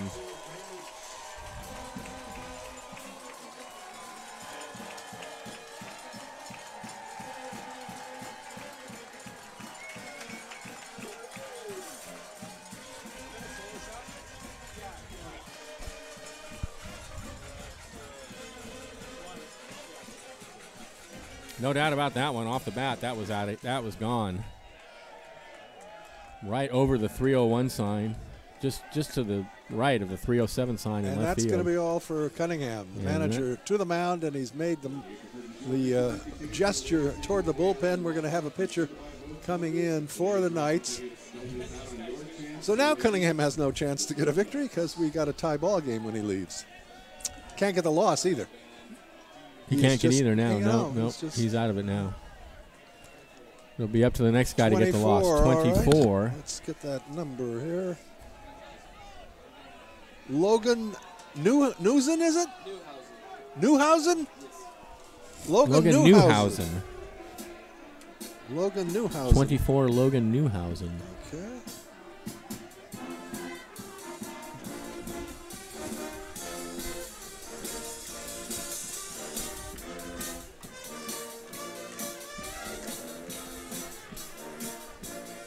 So the line on 4+ innings. Let's see. The line on Carson Cunningham, 4 innings pitched. He walked 4, struck out 8, gave up 2 runs. They were both earned. And as you say, he cannot get the win or the loss.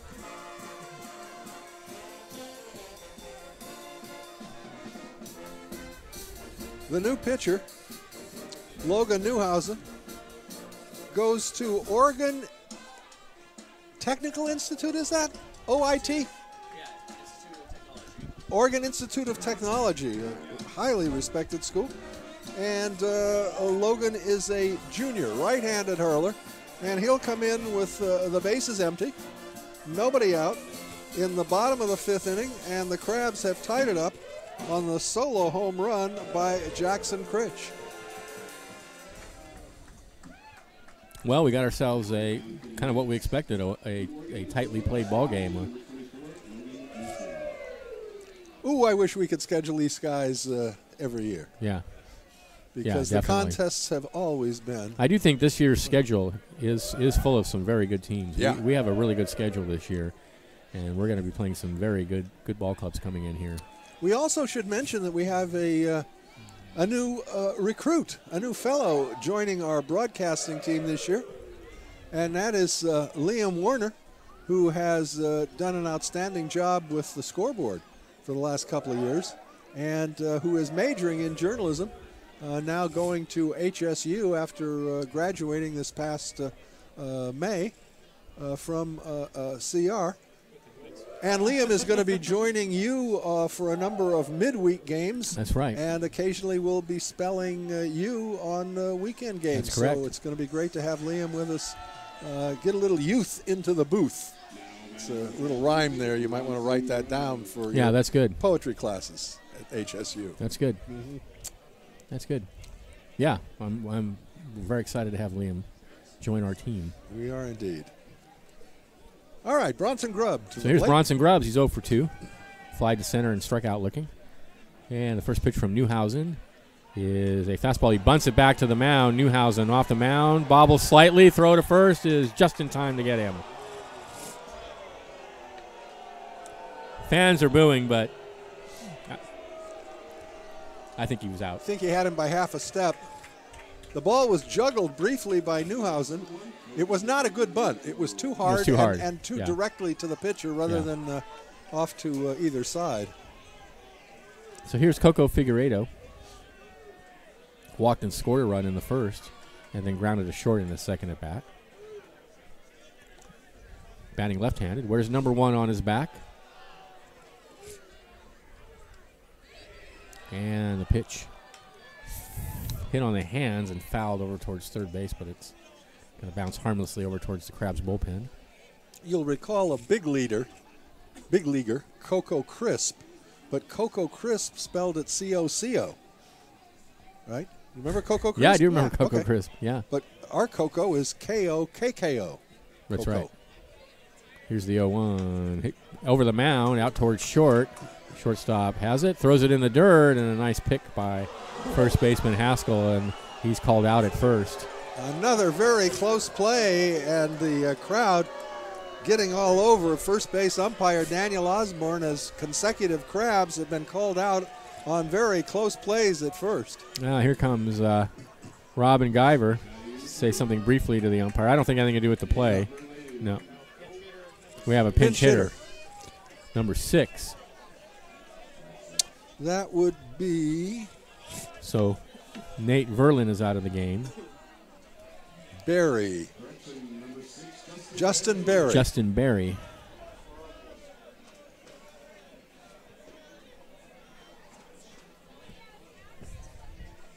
Justin Berry, left-handed hitter. Here's the pitch, and he takes a fastball high. Justin Berry is a student at College of San Mateo. He's a sophomore there. He's from Union City, California.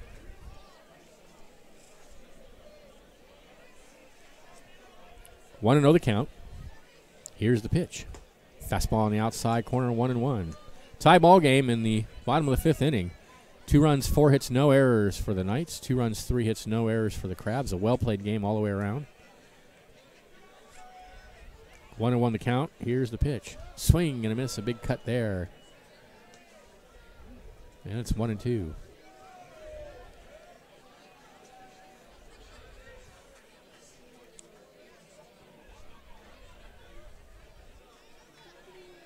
The 0-1-2. Breaking pitch misses down and away. 2-2.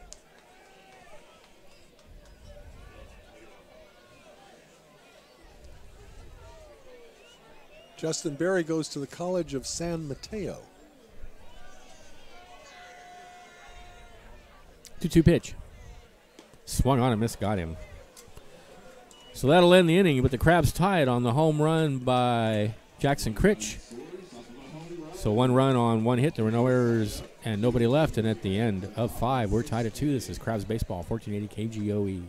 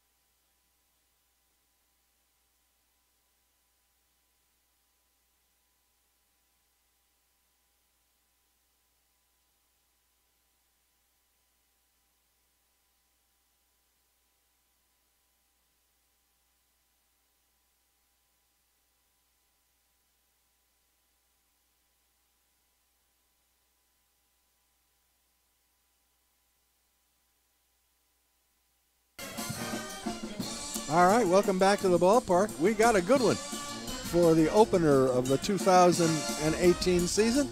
The first of 3 games between the Humboldt Crabs and the Corvallis Knights.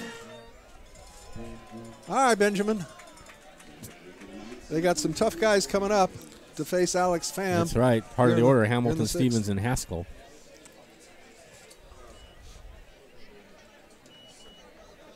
Hamilton's 0 for 2, grounded to third and struck out. Alex Pham out on the mound. Is this still Alex Pham? I believe yes. it is. Yeah. He has retired 5 of the last 6 batters he's retired have been by strikeout. Yeah. And it's all mostly on the breaking pitch. That slider is wicked.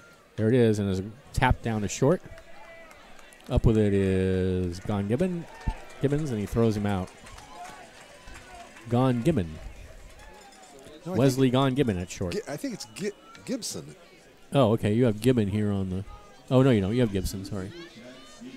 Okay, Gibson. My printing is, like no, a doctor's. Right. Hard to fathom. Guess my eyesight's failing.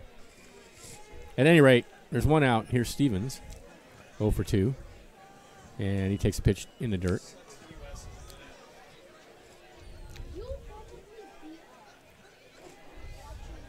Want to know the count? Here's the pitch.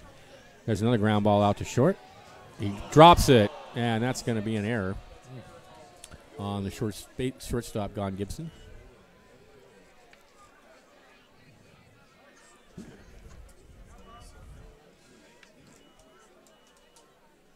First error of the game. Just dropped it. Yeah. Just dropped it. Transferring to his throwing hand, he just dropped it out of his glove. The game where you cannot count your chickens too quickly. Nope. That was a routine play, but like you say, just dropped the ball. So Stevens over at first. Here's Haskell, and he pops one high in the air on the left side. In foul territory is Larson. He's under it, and now he catches it right behind the bag. That ball almost I think it was fair. And drifted back into play.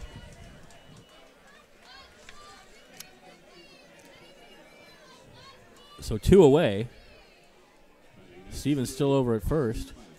And here's Austin Feist, the right fielder. I think he misjudged it rather than it drifted back into play because the flag is just limp now. I don't think there's any wind out there at all. Yeah, I can't really see. I have this wooden post in my line of vision from over here. So. Toss over to first, and the runner dives back safely.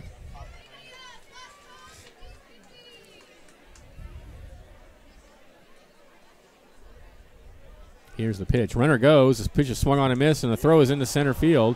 On his way to third now is Stevens, and he will make it safely on a throwing error by Johnny Mendoza. So it's a stolen base and an error.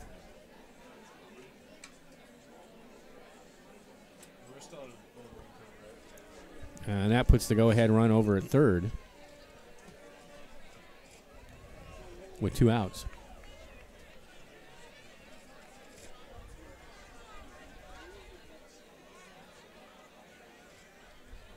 Pham going to work from the stretch, it appears. He sets and deals. That slider misses down and away. So a ball and a strike now is the count to Feist.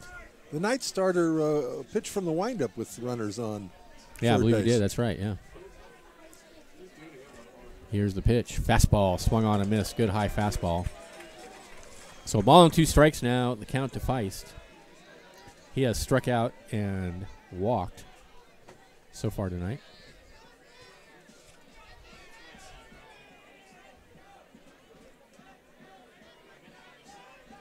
The 1-2, breaking pitch, misses high and tight. Got a left-hander beginning to toss now in the Crabs bullpen, Benjamin.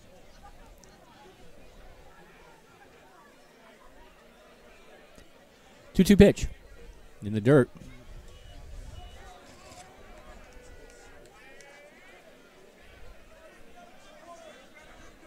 So the count's full.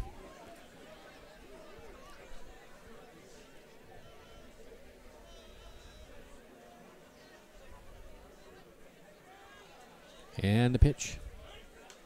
Fouled out of play.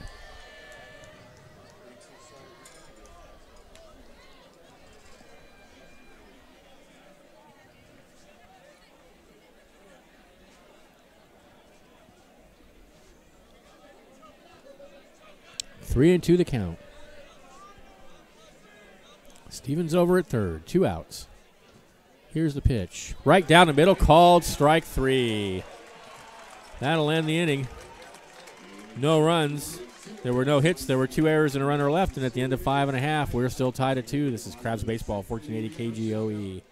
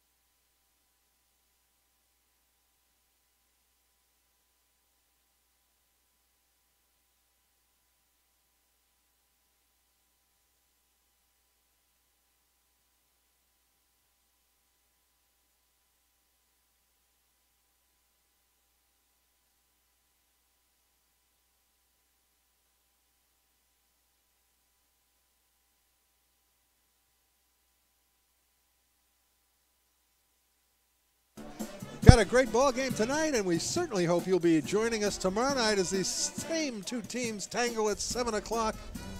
And I'm going to be here. I'm planning on coming myself. Yeah, I'm definitely going to be here. Middle of the Crabs order here in the home half of the 6th. Game knotted up at 2, and for all the action, here's the professor. Thanks, Hope. Tatum, Larson, and Mendoza for the Crabs. Against Logan Newhausen, second pitcher of the night for the Knights. Tatum has walked and doubled. Here's the pitch, and he takes a fastball right down the middle for a called strike.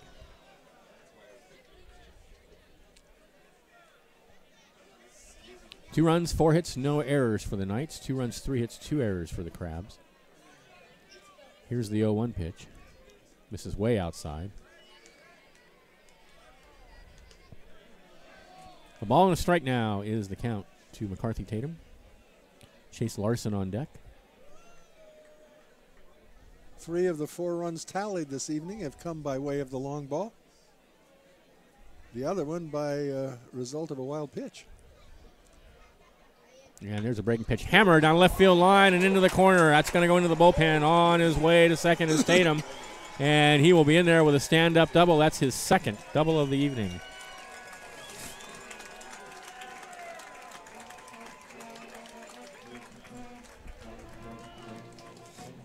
He just yanked that one right over the bag and down the line.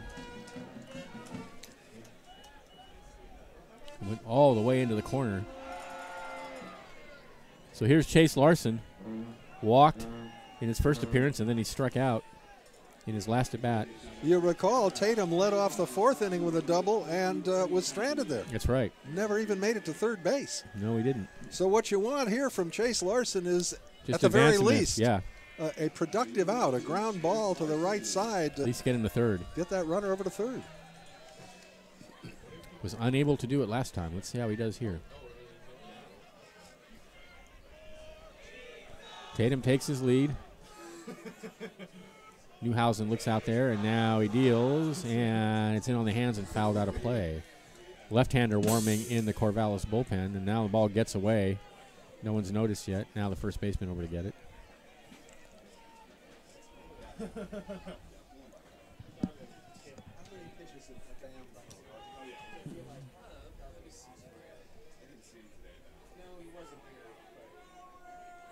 0-1 the count. Here's the pitch.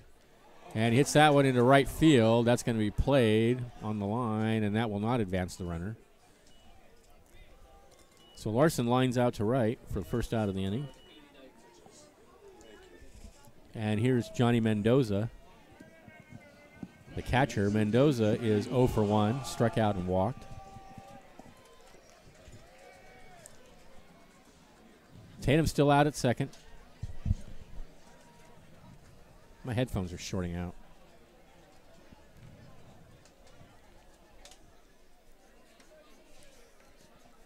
Oh, and 1 the count. Here's the pitch.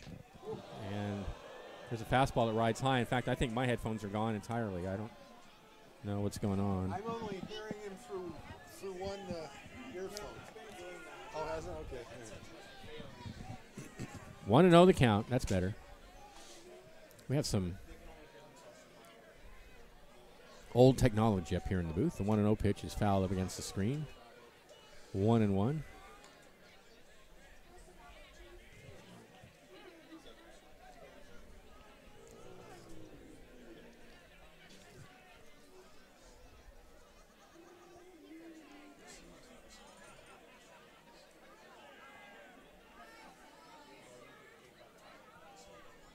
Ball and strike to count. Tatum takes his lead. A look out at second, and the pitch is in the dirt. He's going to third. The ball is bobbled by the catcher. The throw to third is not going to be in time. Got to be a wild pitch. I think it's a stolen base. He was headed. He was halfway. He wasn't really running, was he? No, I don't think. So I think we should call it a wild pitch. A wild pitch. Yeah, because it bounced. It wasn't the catcher. I mean, it wasn't the catcher's fault. No.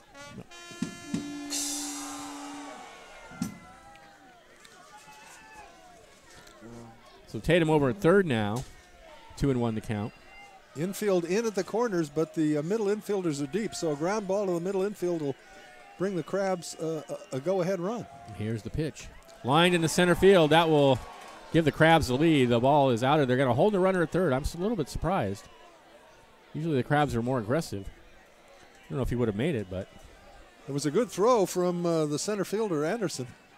2 outs now. And here's Otis Statham. Mendoza spanked the ball. It was hard hit. Hit it right at the center fielder. Right at it. Anderson, yeah.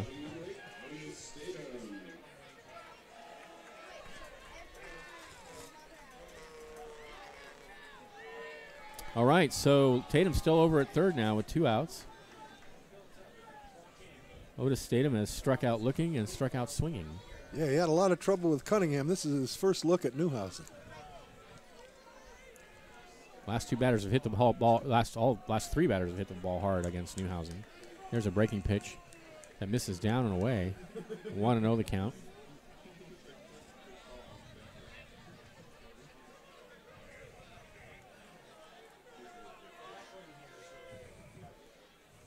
The 1-0 fastball misses inside.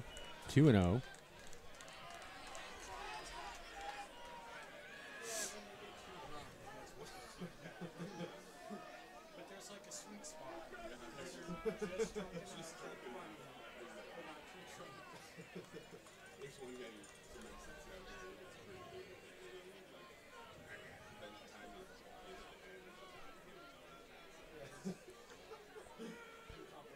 Two-0 pitch.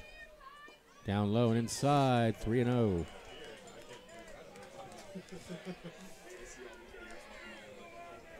Well, from the Corvallis point of view, with 2 outs, walking him is not that big of a deal. Now he got a free base. Got 2 free bases, actually. No reason to give in to him. 3-0 the count. And the pitch. Fastball misses outside, and he does walk in.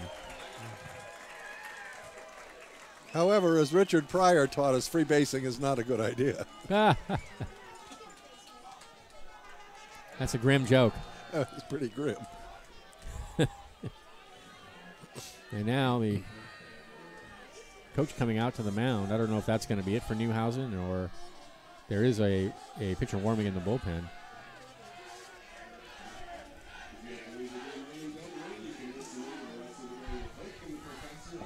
We certainly want to thank. I guess he's not going to pull him. It looks like he's just having a conversation. Yeah. Sorry, Hoke. No, I was just going to say we certainly want to thank all the parents of the boys of summer who have rented us their sons so that we may enjoy a great summer of Crabs baseball. And we appreciate all the players who come from near and far to be part of this incredible 74-year-old tradition.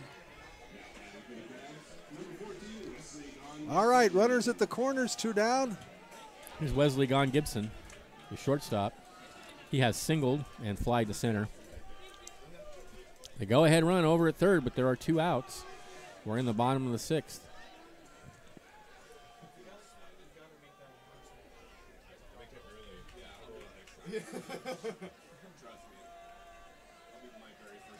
Here's the pitch.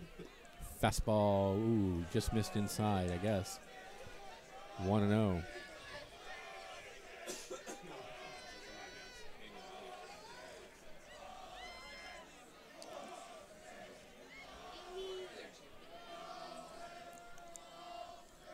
Now a toss over to first.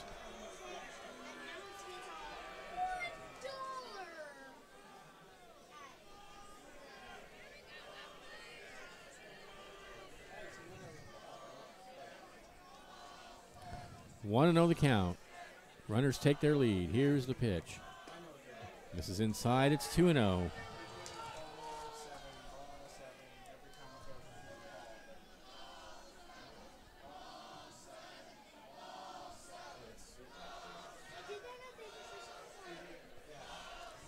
Two balls, no strikes to count. Tatum at third, Statham at first. And there's ball 3 low. Tatum and Statham on the bases. Pardon? Tatum and Statham on the bases. It is true. I knew you'd be tickled by that. Yeah, I am tickled. 3-0 the count. Rides high with a fastball, and that's going to load him up. That's 8 consecutive balls. Some of the fans in the stands are counting them down. Did Yeah, you I know. hear that? Yeah, I heard Each him, yeah. ball. Ball 5, ball 6 before it was thrown. Okay, so bases loaded now for Jackson Critch. And Critch tied the game with a home run in his last at bat. So the bases are FOC in the bottom of the 6th inning with the score tied. Not bad for openers. Not bad. Oh, no, a great ball game, and more to come this weekend, I'm sure. Absolutely. Tomorrow night, 7 o'clock, and then 12:30 Sunday, and we're off. Right-hander versus right-hander. So here we go.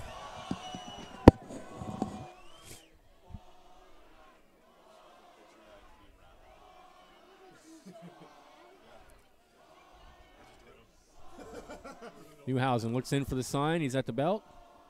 And he deals a fastball in there for a strike at the knees.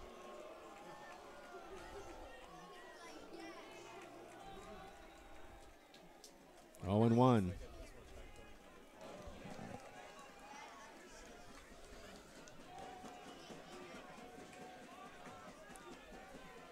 The 0-1 pitch. Breaking pitch just misses outside, and it's a ball and a strike now to Critch. Bronson Grubbs on deck.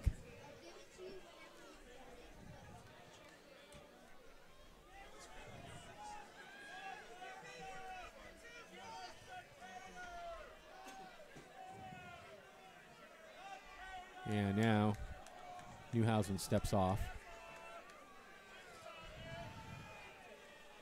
A ball and a strike to count.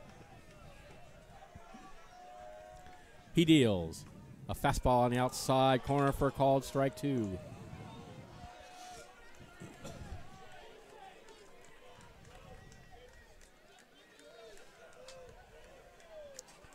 Will the Crabs get the big hit here, or will the inning end in disappointment? 1-2 the count. Bases loaded. 2 outs. Here's the pitch. Oh, and it hit him. He's all right, headed down to first. That'll give the Crabs a 3-2 lead.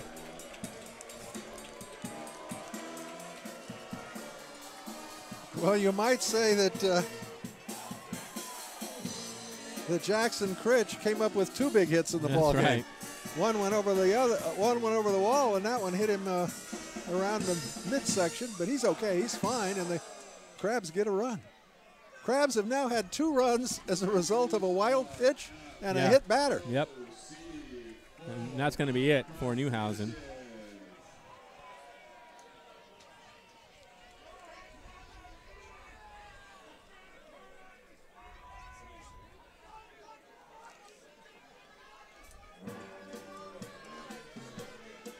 So the Crabs leading 3-2 now.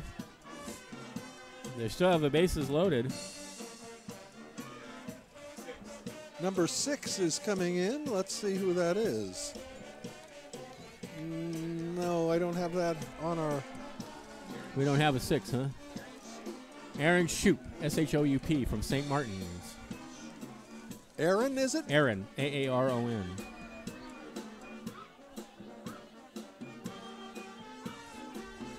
That's a funny name for a ball player, huh? Aaron. Oh, Aaron, yeah. Yeah.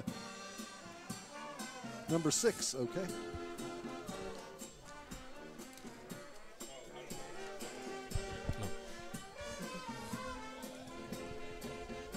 So the Crabs keep the bases loaded. They go ahead on a hit batter.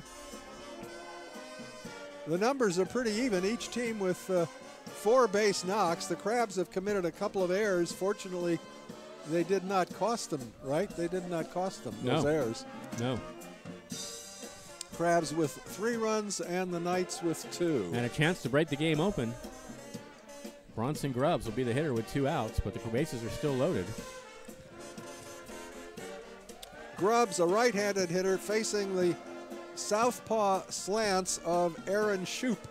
Grubbs is 0 for 3. Aaron Shoup, a left-handed pitcher.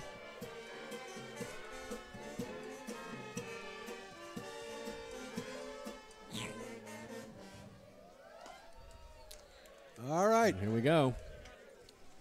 Crabgrass Band sits back down.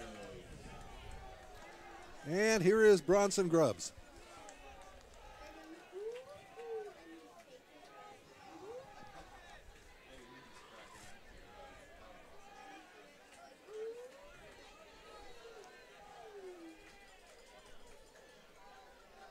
All right.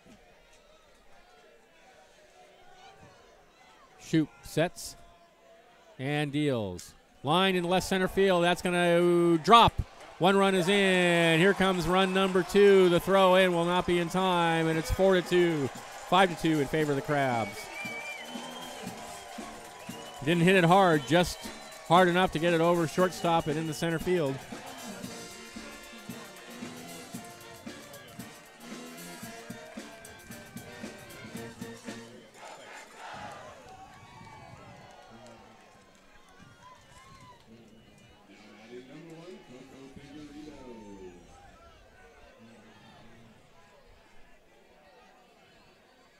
So runners in first and second now.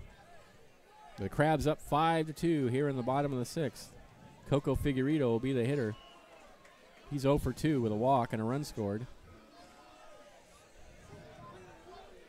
Critch out at second, Grubbs at first.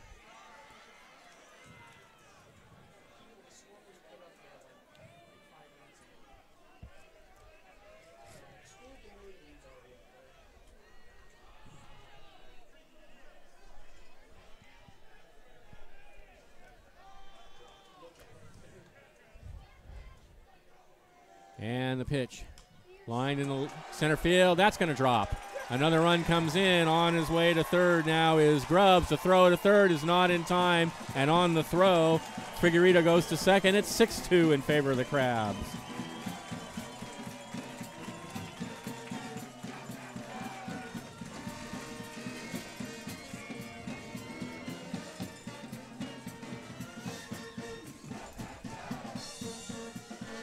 So a 4-run inning have given the Crabs a 4-run lead. Second and third, here's Justin Berry. Struck out in his first at bat. He came in as pinch hitter for Verlin. Left-handed hitter against a left-handed pitcher. Figueredo at second, Grubbs at third. Here's the pitch, and he taps it foul.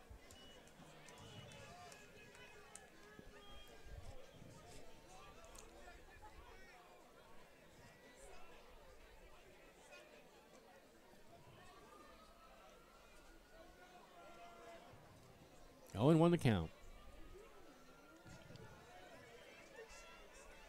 Here's the pitch. Oh, that hit him on the elbow. He's all right. He's going to head down to first. That's the second hit batter of the inning. And that's going to load the bases yet again as the Crabs bat around here in the 6th.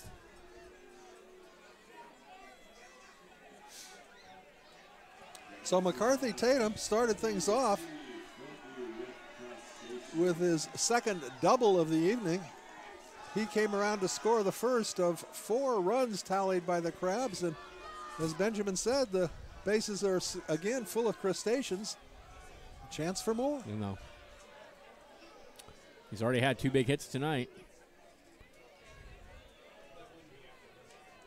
Oh, and look who I see has arrived. I knew it. It had to be with this big rally. Krusty Krab has entered the ballpark just when we needed him. Bases loaded. Here's the pitch to Tatum. It's in the dirt. Now the question is, does Krusty the Krab precipitate these rallies, or is he just a front runner and he shows up after the Crabs have scored? No, I think he precipitates them. Well, I haven't seen him till we've scored the 4. Well, you weren't watching. I saw him out there. I'm trying to watch the ball game. Want to know the count. My question is, what's he been doing all the offseason? Does he just hibernate for 10 months, or what happens? Want to know the count. That's what I do. Pitches fastball outside. 2-0. That's what your students say. You're rotten. 2-0 the count. Here's the pitch. And way outside, 3-0. Nowhere to put him either.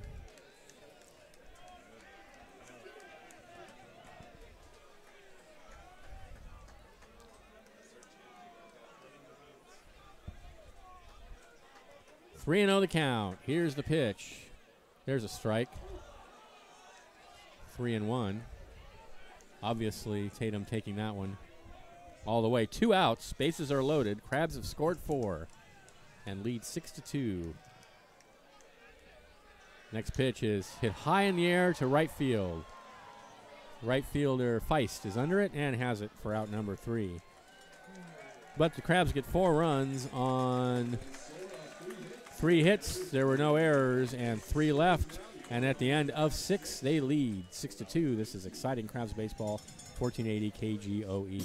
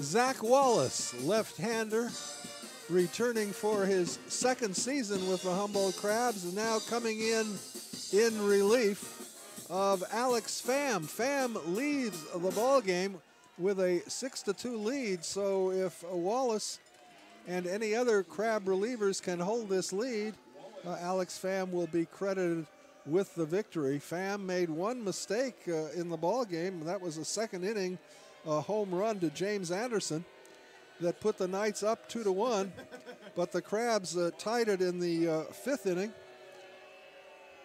and then came up with 4 runs in the bottom of the 6th to take their current 6-2 lead. James Anderson to lead it off for the Corvallis Knights. What's that old Sinatra song, All or Nothing at All? That's been the case for Anderson tonight. He was struck out swinging in his last at bat, but in the second inning, his 2-run home run gave the Knights a temporary lead. Right-handed hitter facing the southpaw slants of Zach Wallace.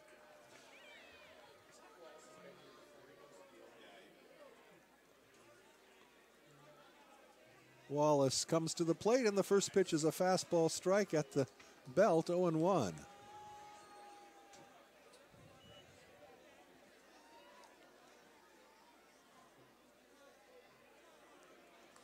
The 0-1 pitch. Breaking ball taken for a high strike inside corner just below the letters. It's 0-2. That was a wicked pitch.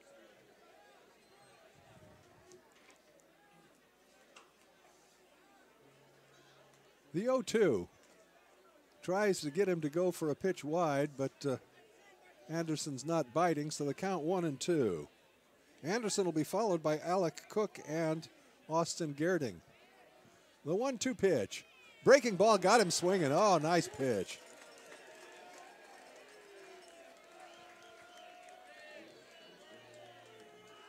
So Wallace rings up Anderson, and that will bring up Alec Cook. Cook 1 for 2 on the evening. Had a leadoff single in the 5th, but made it no further as Alex Pham struck out the next 3 batters. Cook takes a fastball wide, 1-0. The number 7 batter in the Knights lineup.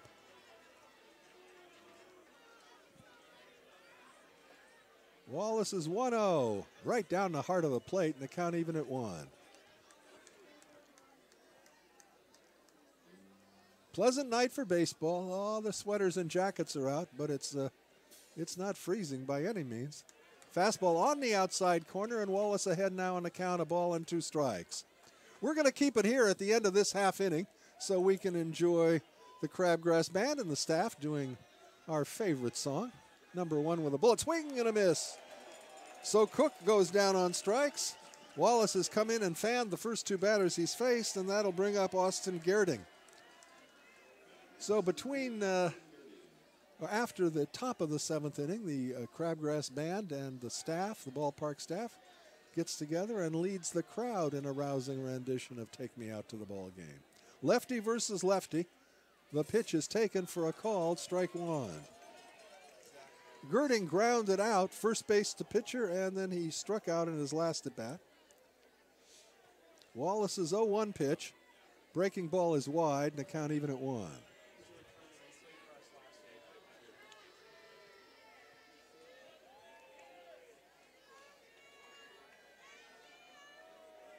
Fastball taken for a call, strike 2, 1-2. Sunday afternoon's game, which starts at 12:30, is also roller derby day at the ballpark, so we'll have some of the real fine Humboldt roller derby stars there. Strike 3 called with a breaking ball, froze Gerding at the plate, and Wallace comes in and strikes out the side in the 7th. And at the end of 6 1/2, the score remains Crabs 6 and the Knights 2, and we're going to keep it here now as the staff and Crabgrass Band get ready to indulge us in baseball's national anthem, Take Me Out to the Ball Game. All right. They're getting together. Feel free to sing along at home. Here we go.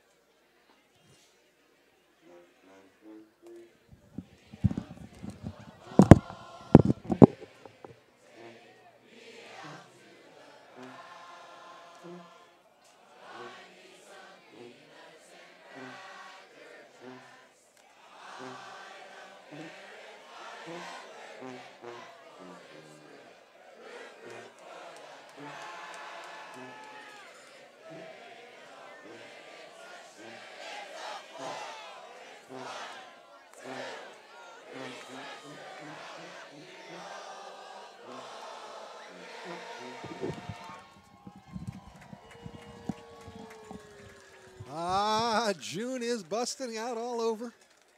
You know, the calendar says it's another 3 weeks before the official beginning of summer, but here on the North Coast, summer begins when the boys of summer arrive. Okay, home half of the 7th. To lead it off for the Crabs, Chase Larson.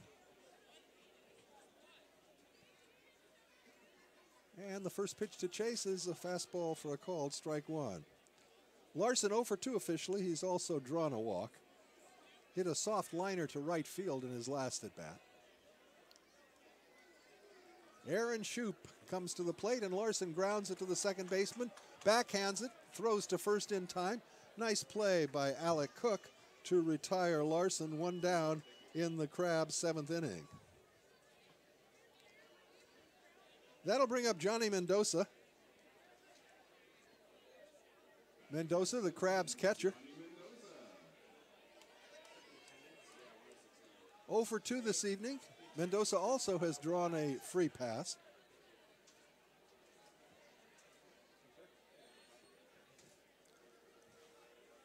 Shoup gets the sign, rocks into the wind, and the pitch misses high and away, 1-0.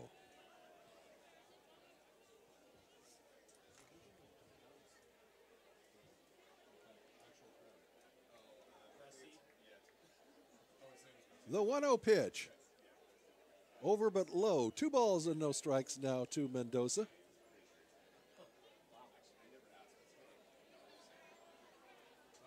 Saw Dan Siegel, the general manager of the Corvallis Knights, down there taking some photographs of Krusty the Crab. That pitch is over again but low, so the count now goes to 3-0 to Johnny Mendoza.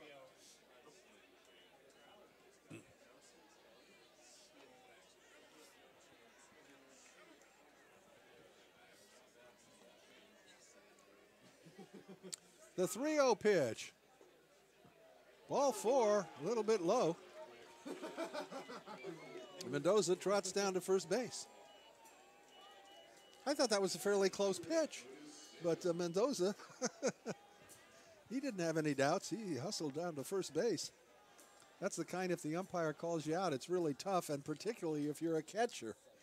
You've got to get behind the plate the next half inning. Here's Otis Statham. Statham has twice struck out, and he has walked. Throw to first base, and back standing is Mendoza. We're just meeting these new Crabs players. Johnny Mendoza with a fairly decent lead at first base. You don't generally think of a catcher as having stealing base speed, but who knows? We will find out. Left-hander comes to the plate, and the pitch gets by the catcher, and so he'll be able to trot down to second base is Mendoza. He rounds second, and he's going to third. They've got him dead to rights, and he is done. So Mendoza on the wild pitch goes to second and just kept going, but the catcher threw him out by half a mile at third base. So a pass ball, and then, I don't know what you call that. Fielder's choice? What do you call that? Pitch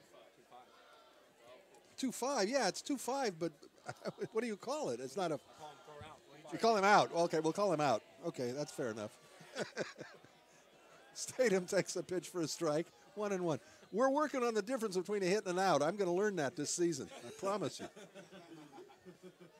All right, a ball and a strike to Statham. Otis checks his swing and takes a pitch on the inside corner for a called strike 2. 2 down, bases empty.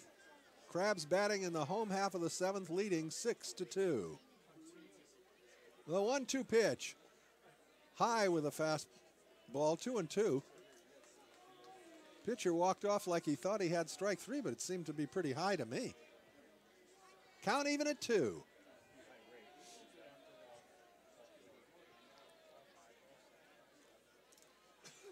Here's the 2-2 delivery. Got him looking. Statham, a hat trick. That's the 3rd strikeout of the ball game. And the Crabs go down in the 7th inning. No runs, no hits or errors. And at the end of 7 complete now, the score remains the Crabs 6 and the Knights 2. You're listening to Crabs Baseball, KGOE 1480 Arcadia, Eureka. How'd the Giants do tonight? Get out those tickets. It's time for the 50-50 drawing. Really? Phillies have been playing pretty good. They lost 2 coming in here, though. You have your team set as the A's bid 10. Well, I don't know how to change it. I didn't mean to do it that way. 3-0 Giants. Belt exits early. They're winning. Belt exit? Oh, no. Uh-oh. Oh, no. What happened to Belt? Oh, no.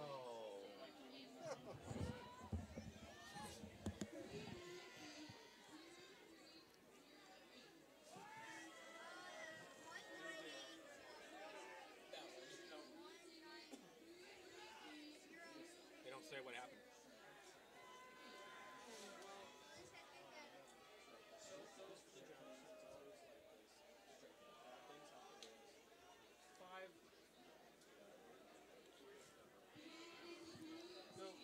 All right, heading into the top of the 8th inning. Zach Wallace in his second inning of relief behind Alex Pham. And he will be facing Corey Conklin, the number 9 hitter, and then of course we go to the top of the order.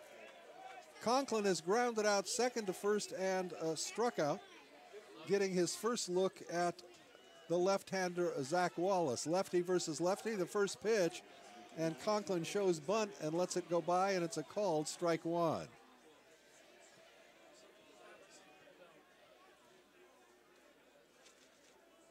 Wallace gets the sign from Mendoza, and the 0-1 pitch swung on and missed. Changed up, and Conklin well out in front. Wallace, since coming on, has been working out in front. And he also struck out the side in his first inning of work. He's ahead here, 0-2. The next pitch is fouled back behind us, so we'll do it again, no balls and 2 strikes. After Conklin, we go to the top of the order, and Chandler Anderson and Cole Hamilton. They have been held in check thus far.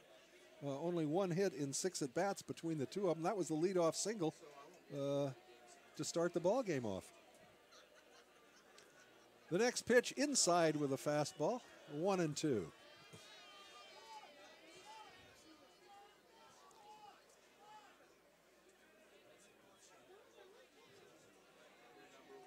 All right, Conklin back into the batter's box, and Wallace's 1-2 pitch got him looking. Strike 3 called. 4th consecutive strikeout by Zach Wallace. And we go to Chandler Anderson. As we mentioned, Anderson started the ball game off with a little infield single, a ground ball to shortstop deep in the hole, and he beat it out. Since then, he's grounded out second to first and was a strikeout victim. The first pitch to him is fouled back onto the screen, 0-1. Do we have official attendance figures yet for this evening? 1,066? No, that's the year of the 56, right? 1,056 fans in the ballpark this evening. That pitch is fouled off to the right and out of play, and so ahead in the count is Zach Wallace, 0-2. Boy, he's just been peppering the plate with strikes.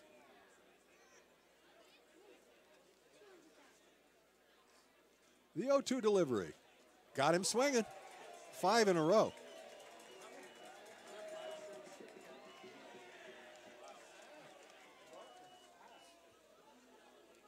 I can't read it. Those are his statistics last year. What?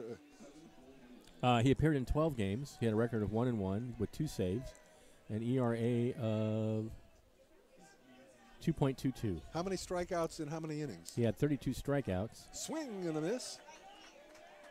in 24 innings. All right. So more than a strikeout per inning, and he's got 5 already in 1 2/3. He's ahead 0-1 to Hamilton. Swing and a miss. It's 0-2. Holy mackerel. Wallace ahead 0-2. And the 0-2 offering. Got him looking. Strike 3. He has struck out the side in both the 7th and the 8th inning. And the Knights are down in order. And at the end of 7.5, it's still the Crabs 6 and the Knights 2. You listen to exciting Crabs baseball. KGOE 1480, Arcadia, Eureka.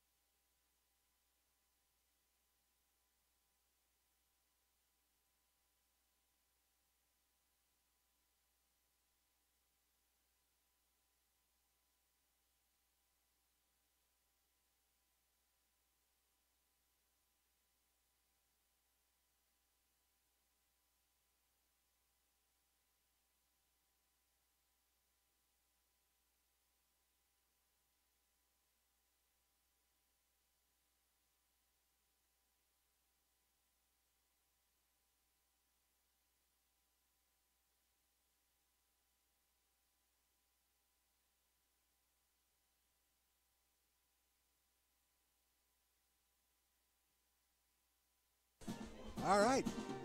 Good news from San Francisco. The Giants lead 3-0. The disturbing news is Brandon Belt left the game. We don't know why. yeah, left the game early. That's not good news. Okay, here we go. Bottom of the 8th inning. It'll be Wesley Gibson, Jackson Critch, and Bronson Grubbs. The A's, meanwhile, are winning 16-0 over Kansas City. Oh, my goodness. They had 2 7-run innings. Here is Wesley Gibson, a single in 2 official trips. He last time up he walked and came around to score the first of 4 runs tallied by the Crabs in that big 6th inning. That's the difference in the ball game. It was 2-2 until the Crabs erupted for the 4 spot. 0-1 the count. Aaron Shoup, left-hander, comes to the plate, and that pitch is hit in the air to right field. Right fielder almost in his tracks, moves under it, and Feist puts it away for the first out of the inning. So Gibson, an opposite field fly to right, and that'll bring up Jason Critch.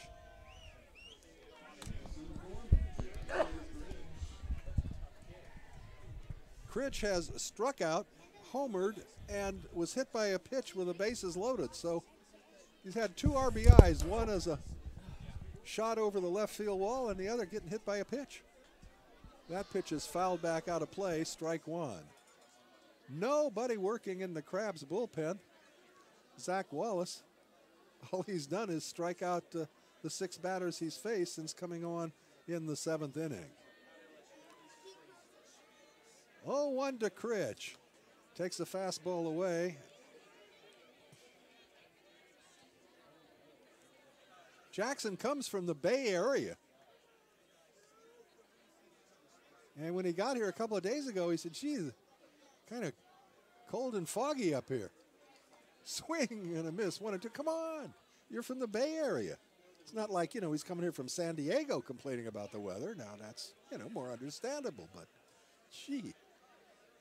What was it, Mark Twain's famous line, the coldest summer he ever spent? Or the coldest winter he ever spent was a summer in Oakland. Breaking ball away, 2-2. 1 down here in the Crabs' 8th. Crabs 6 runs, 6 hits, a couple of errors. The Knights 2 runs, 4 hits. They've played errorless baseball. Fastball away, and the count now goes full. After Kitch, we go to the top of the order in Bronson Grubbs.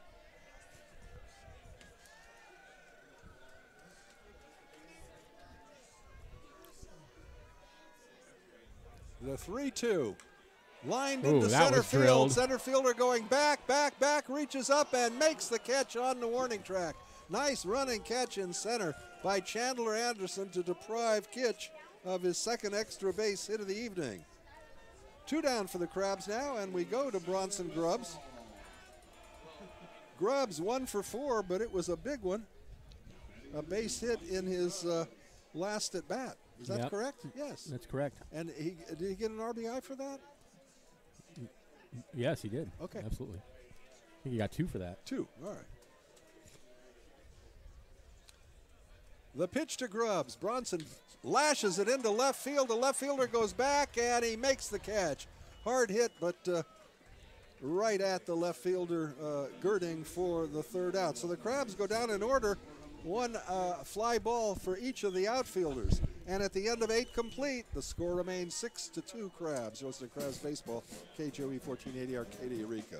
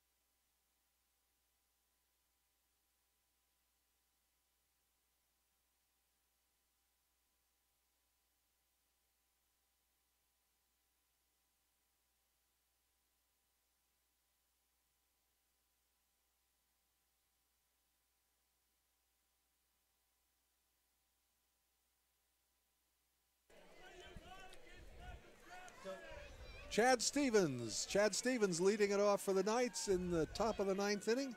Zach Wallace out for his 3rd inning of work. He's fanned all 6 Knights batters he's faced up to this point. And there's a fastball in the inside corner for a called strike 2. He's 0-2. Heart of the order for the Knights here in the 9th. 3, 4, and 5 hitters. The 0-2 pitch is fouled off out of play. So he made contact. Baby steps. Yeah, baby steps.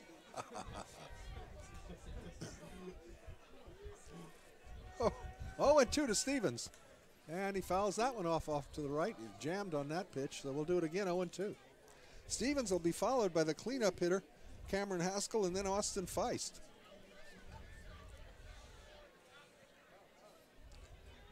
The 0-2 delivery. Ground ball to the third baseman. It's, Well, I that don't know. looked foul to me.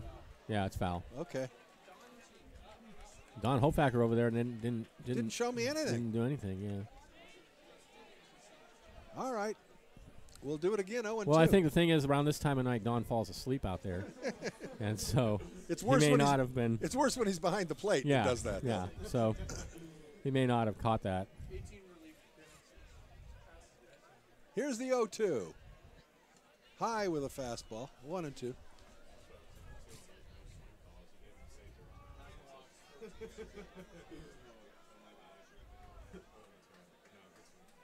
The next pitch, a little bit low, 2-2.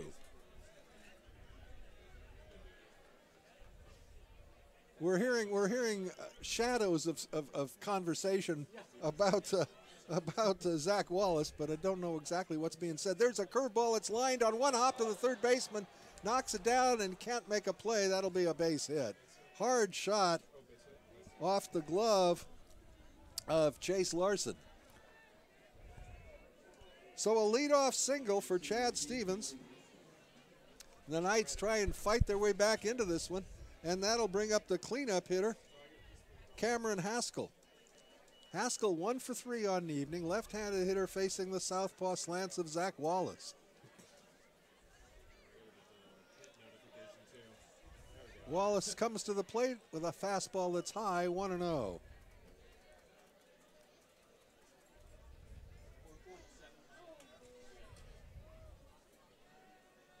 Barry holding the runner at first. Pitch is taken for a called strike, 1-1. This was at San Jose State. At San Jose State this year, Wallace had a high earned run average of 4.79, 9 walks. High pop-up on the infield. That'll be the shortstop moving under it and making the catch, 1 down. So Gon Gibson catches a sky-high pop-up to short, and that'll bring up Austin Feist, who has not put the ball in play. He has twice struck out, and he has walked. Wallace, in 18 relief appearances this season, gave up 9 walks and struck out 14. Tonight, 6 Ks, no walks. Here's Feist, looking to put the ball in play. High pop-up behind us, that's out of play, strike 1.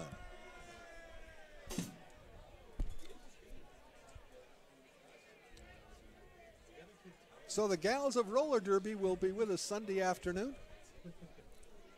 The finale of this 3-game set with the Corvallis Knights. The 0-1 pitch, high and tight with a fastball, 1-1. What do they call their team?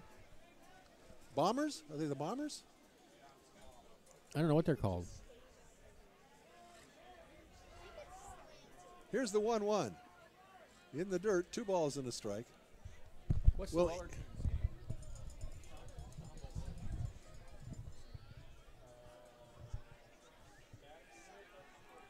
From the set, the 2-1 pitch. High fly ball into shallow left field. Shortstop going out, left fielder coming in, and making the catch is McCarthy Tatum for the second out. So a high fly ball to shallow left, and there's 1 out left for the Knights. It'll be up to James Anderson. Anderson has struck out twice, but he has also brought in the only 2 runs the Knights have scored on a booming home run back in the second inning. Gave the Knights a temporary 2-1 lead. And that was erased with a big 4 spot by the Crabs in the 6th. All right, Wallace at the stretch, comes to the plate, and his fastball is high and away, 1-0.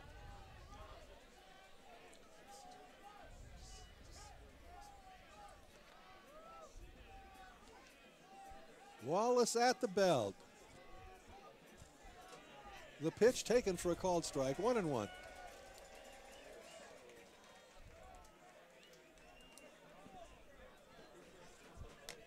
Crabs 2 strikes away from wrapping up the home opener. The 1-1 pitch, curveball just misses just outside. Low. Oh, you called it low? Or low or outside or both, yeah. Looked pretty good, huh? All right, 2-1 to count. The 2-1 pitch from Wallace, swing and a miss. Handcuffed him. They are down to their last strike. 1,056 Crabs fans asking for one more strike. Time is called. Whoa.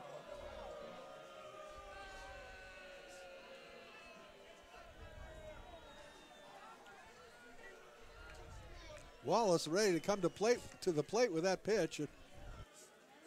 Time was called, and he was about to throw the ball to home plate. Instead, he just kind of fell off the mound. All right, 2-2 the count. Here he comes. Inside with a fastball. The count goes full. So Stevens will be off with the pitch. His run does not mean much. Nobody working in the Crabs' pen. The 3-2 offering. Swing and a miss, the ball game is over. 7 strikeouts for Zach Wallace in relief. Does he pick up? I think he gets a save for that, doesn't he? Even though they were 4 runs ahead, 3 innings of relief work gives him a save, I do believe. I believe you're right. So Alex Pham picks up the victory, and we will credit Zach Wallace with the save as the Crabs win their home opener against the Corvallis Knights, one of the better baseball teams on the West Coast. Well, that'll do it from the ballpark tonight. Let me give you the statistics, the final stats on tonight's ball game. In a losing cause, the Knights had 2 runs on 5 hits. They played error-free baseball. The Crabs, half a dozen runs on half a dozen hits, and they committed 2 errors. Again, the winning pitcher is Alex Pham. The save to Zach Wallace. Hitting heroes in the ball game for the Crabs, well, certainly Jason Critch with a home run and getting hit by a pitch. He had a couple of runs batted in. Bronson Grubbs was only 1 for 5, but boy, it was a big one, a 2-run a single in the Crabs' 4-run 6th inning. And a couple of doubles by McCarthy Tatum, the Crabs' cleanup hitter. Impressive 2 baggers by Tatum. So the Crabs win the opener by a score of 6-2. We look forward to seeing you out here tomorrow night. For my broadcasting buddy, the professor, any final words, Benjamin? It's great to be back. It is indeed. The void is over. Hope we'll see you at the ballpark tomorrow night. For Benjamin Schaefer, I'm Hulk Holcomb. We're rounded third and heading for home. Good job, guys. Good job. All right, buddy.